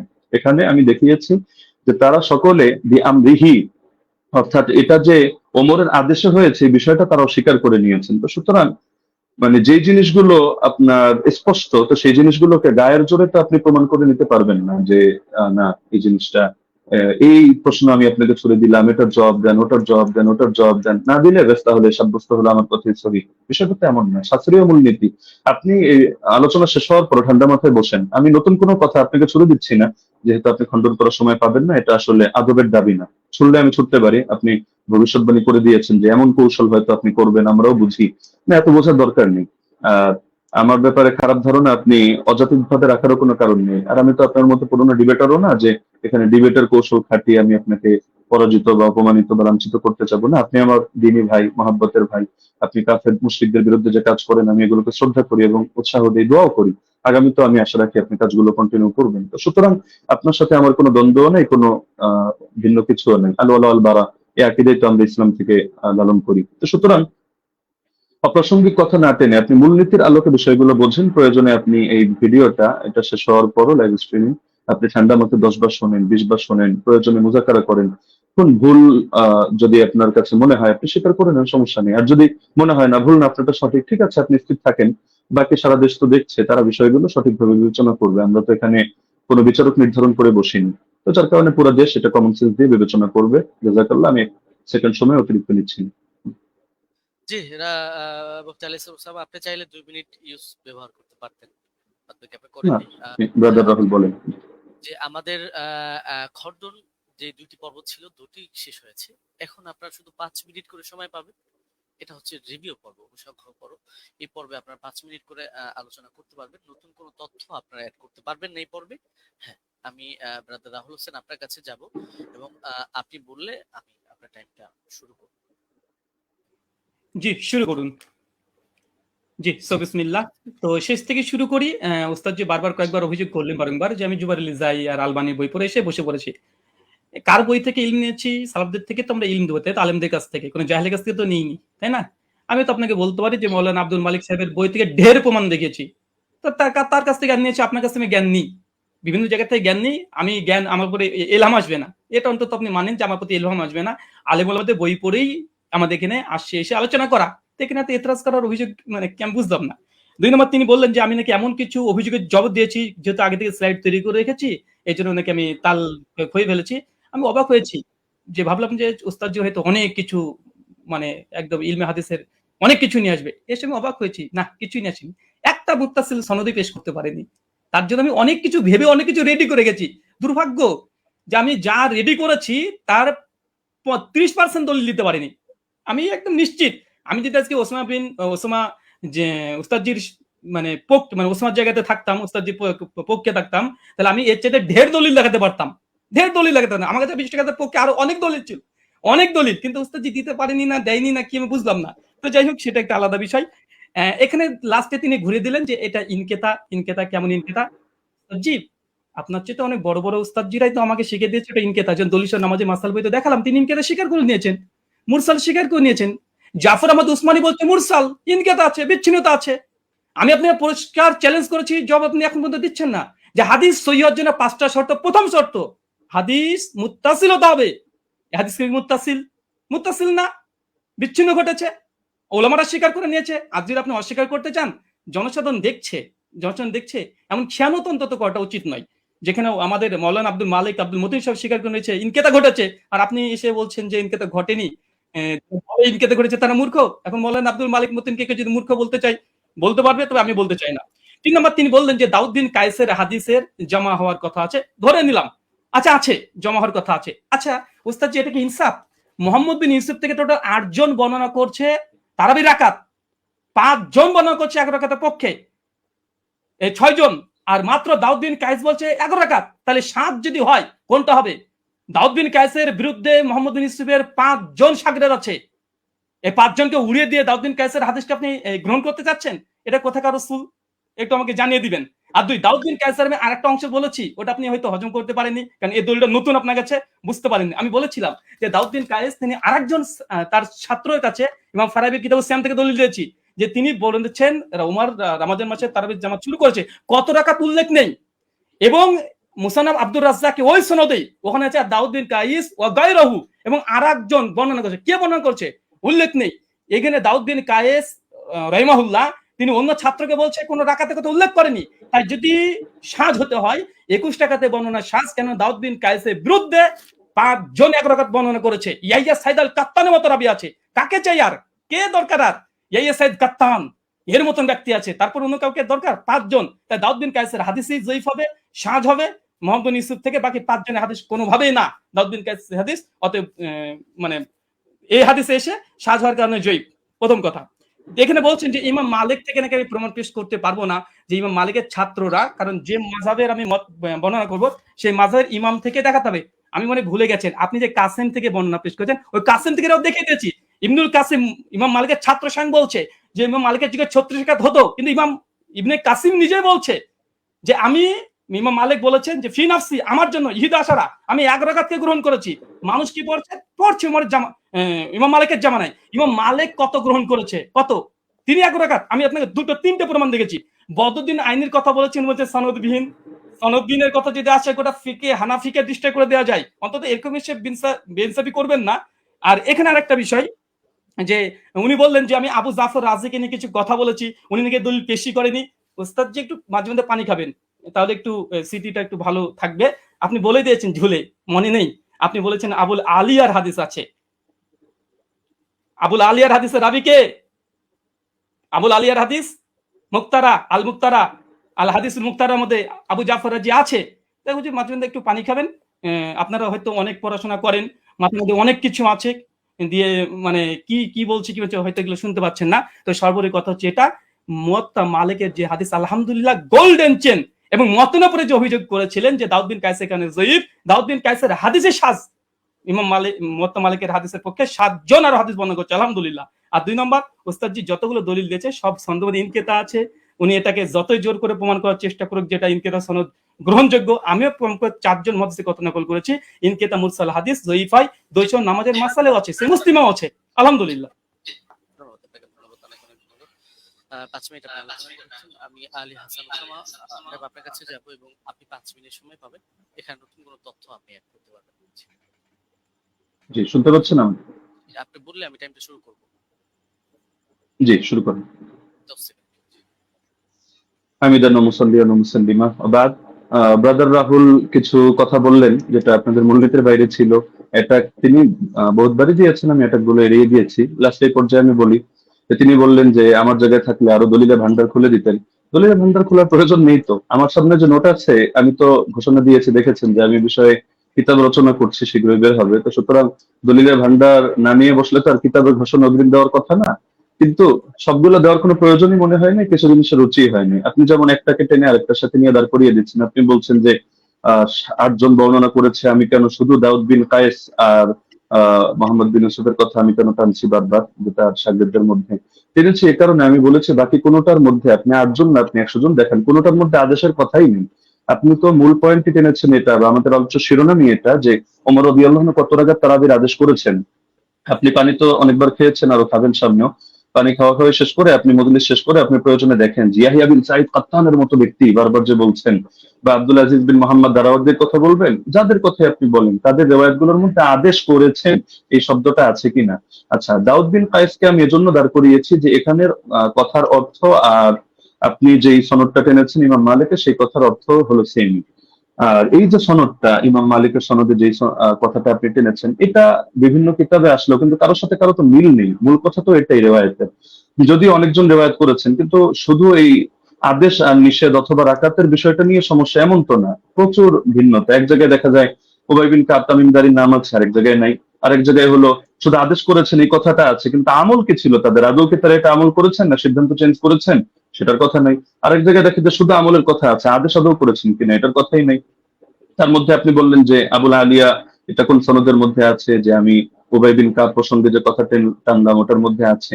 এটা তো আমরা তারাবির বিশ্বাগের আলোচনার মধ্যে এই কথা টানিনি। এটা তো আমরা দেখিয়েছি যে আপনার ওই মূলনীতি বোঝানোর জন্য যে আমল যদি খেলাফ হয় তার বর্ণনা, তাহলে সেই ক্ষেত্রে হাদিসের দুর্বলতা সাব্যস্ত হয়, ওইটা বুঝাতে গিয়ে যে সাহেব বিন ইয়াজিদের আমলও খেলাফ, ইমাম মালিকের আমলও খেলাফ, একইভাবে আপনার উবাই বিন কাবের আমলও খেলাফ। উবাই বিন কাবের আমল কিভাবে খেলাফ এটা বুঝাতে গিয়ে 3টা দলিল দিয়েছে, এর মধ্যে আপনার এই পয়েন্টটা আছে। আর আপনি বারবার শুধু টানছেন যে মুনকাতি মুনকাতি মুনকাতি। আপনি শুধু একটা শব্দ শিখলেই তো কাজটা শেষ নয়, আর হুকুমটা তো আপনার ইমামদের থেকে নিতে হবে, শাস্ত্রের আলোকে নিতে হবে। তো আপনি শাস্ত্রের আলোকে না নিয়ে আপনি শুধু নিজের গায়ের জোরে কথা একটা বললে তো হবে না। আপনি আব্দুল রহিম সাহেবের থেকে এলেম নেবেন নেন, আব্দুল মতিন সাহেবের থেকে এলেম নেবেন নেন। আপনি বলছেন যে ওনারাও মেনে নিয়েছেন মুনকাতি। আমি তো বললাম যে যেই নিমাউই রাসারুস সুনানের হাওয়ালা দিলেন, যে স্ক্রিনশট দিলেন, এখানেই দেখা যাচ্ছে ইমাম নিমাউই 2টা কথা বলেছেন। তা আপনি কি বলবেন যে নিমাউই এক পাগল, আগের লাইনে বলে এক কথা পরের লাইনে বলে আরেক কথা? আগের লাইনে বলে আসছে মুরসাল, পরের লাইনে বললো যে না এগুলোকে মুরসাল ধরা হয় না, মুত্তাসিল ধরা হয়। তো বলেন ইমাম নিবাবী একটা পাগল যে তিনি আসারুস সুনান এই কিতাবের মধ্যে মূর্খতার পরিচয় দিয়েছেন? না, এখানে আপনাকে বুঝতে হবে যে আমি এই শব্দও বলেছি, একটা জাহেরি বিবেচনা, একটা হলো হাকিকি বিবেচনা। এই পার্থক্যগুলো না বুঝে আপনি আলোচনার মধ্যে তো এভাবে বসলে তো মুশকিল। এজন্যই অনেকে নিষিদ্ধ করেছে যে আসলে শাস্ত্রের আলোচনা যেহেতু, তাহলে শাস্ত্রজ্ঞ ব্যক্তি ছাড়া এটা বলাও মুশকিল, বোঝানো মুশকিল। তো আমি আলোচনাটা আসলে শুধু ব্যক্তি আপনার জন্য করেছি এমন না, বরঞ্চ এটা সারা দেশের জন্য আলোচনা করা। যদি আমরা জানি যারা দলান্ধ, উভয় পক্ষে আমি আপনাকে ইন্ডিকেট করে কোনো খারাপ কিছু মিন করছি না, দলান্ধরা কখনো তাদের মাসলা পরিবর্তন করে না। এটা জিবরিল আমিন যদি নাজিল হয়ে বলে তাও করবে না, এটাই দুনিয়ার আমাদের স্বাভাবিক অভিজ্ঞতা। তবে শাস্ত্র বোঝার মতো যোগ্যতা যদি কারো থাকে, তাহলে আপনার আলোচনা আমার আলোচনা সবগুলো নিরপেক্ষভাবে বসে কেউ যদি বিবেচনা করে সেই ক্ষেত্রে সিদ্ধান্ত নিতে পারবে, কোনো সমস্যার কিছু নেই। এটা নিয়ে আলাদা করে আমারও মন্তব্য করার কিছু নেই, আপনারও মন্তব্য করার কিছু নেই। মন্তব্য এটা জাতি করবে। এখন আমি যদি গায়ের জোরে একটা মন্তব্য করি, আপনি যদি গায়ের জোরে একটা মন্তব্য করেন, এটা ঘুরে ফিরে সে চর্বিত চর্বণ কথাই হবে। এটা জাতি তারা রিভিউ দিতে পারবে, তারা আলোচনা করতে পারবে। আর আপনি ইমাম মালিক রাহিমাহুল্লাহ সূত্রে ইবনুল কাসেমের থেকে যে বর্ণনাটা আনলেন, আমি তো এটা বলেছি যে এটা নিয়ে যদি আপনি আলোচনায় বসতে চান তাহলে স্বাগতম আপনাকে। আমরা কত শত আপনার রেফারেন্স দরকার আমরা দেখিয়ে দিব যে ইমাম মালিক রহমাতুল্লাহ আলাইহি থেকে সিরেফ 2টা মত আছে। আমি দায়িত্ববোধের সাথে বলছি, একটা হলো 36 রাকাতের আর আরেকটা হলো 20 রাকাতের। 8 রাকাত পড়েছেন উনি, অথবা পড়াকে পছন্দ করতেন, অথবা তার মাযহাবের ব্যাপারে এটা ফতোয়া জারি করেছেন, এটা আপনি প্রমাণ করতে পারবেন না। হ্যাঁ, এখন বিভিন্ন কিতাবে বিচ্ছিন্নভাবে বিভিন্ন বক্তব্য আসতে পারে, এটা আপনিও জানেন। ইমাম ইবনুল হুমামের বক্তব্য যদি আপনি দাঁড় করান তারাবির ব্যাপারে, তাহলে দেখা যাবে আরেক ইমামের বক্তব্য দ্বারাই তার খণ্ডন হবে। তো এগুলো তো কিতাবের মধ্যে বহুত কিছুই থাকবে। শাস্ত্রের কাজই তো এটা, আপনি কিতাব থেকে কিভাবে আলাদা আলাদা করে বুঝবেন এই জিনিসটা আপনাকে হাসিল করতে হবে। আর আপনি যে কথাটা বললেন মুরসালের হুকুমটা সহিহ মুসলিম থেকে, যেহেতু সময় প্রায় শেষ আমি এটা বলার সুযোগ নেই, আমি আপনাকে রেফারেন্সটা দিয়ে দিচ্ছি। শারহ ইলাল তিরমিজি 1 নম্বর খণ্ড 543 পৃষ্ঠা থেকে আপনি এটা দেখে নেবেন যে আসলে এই মুরসালকে ঢালাওভাবে অগ্রহণযোগ্য কিনা। না, অগ্রহণযোগ্য না, এই কথাটা একটা বেদাতি কথা। তো এটা কিভাবে কি আমি আর সময় নিচ্ছি না, আপনি দেখে নিয়েন শারহ ইলাল তিরমিজি থেকে। জাযাকুমুল্লাহ, উহিব্বুকা ফিল্লাহ। আসসালামু আলাইকুম ওয়া রাহমাতুল্লাহ। জি, আপনাদের দুজনকে অনেক অনেক ধন্যবাদ, এবং ব্রাদার রাহুল হোসেন এবং শেখ মুফতি আলী হাসান ওসামা। আমাদের এই প্রোগ্রামটা খুবই চ্যালেঞ্জিং ছিল।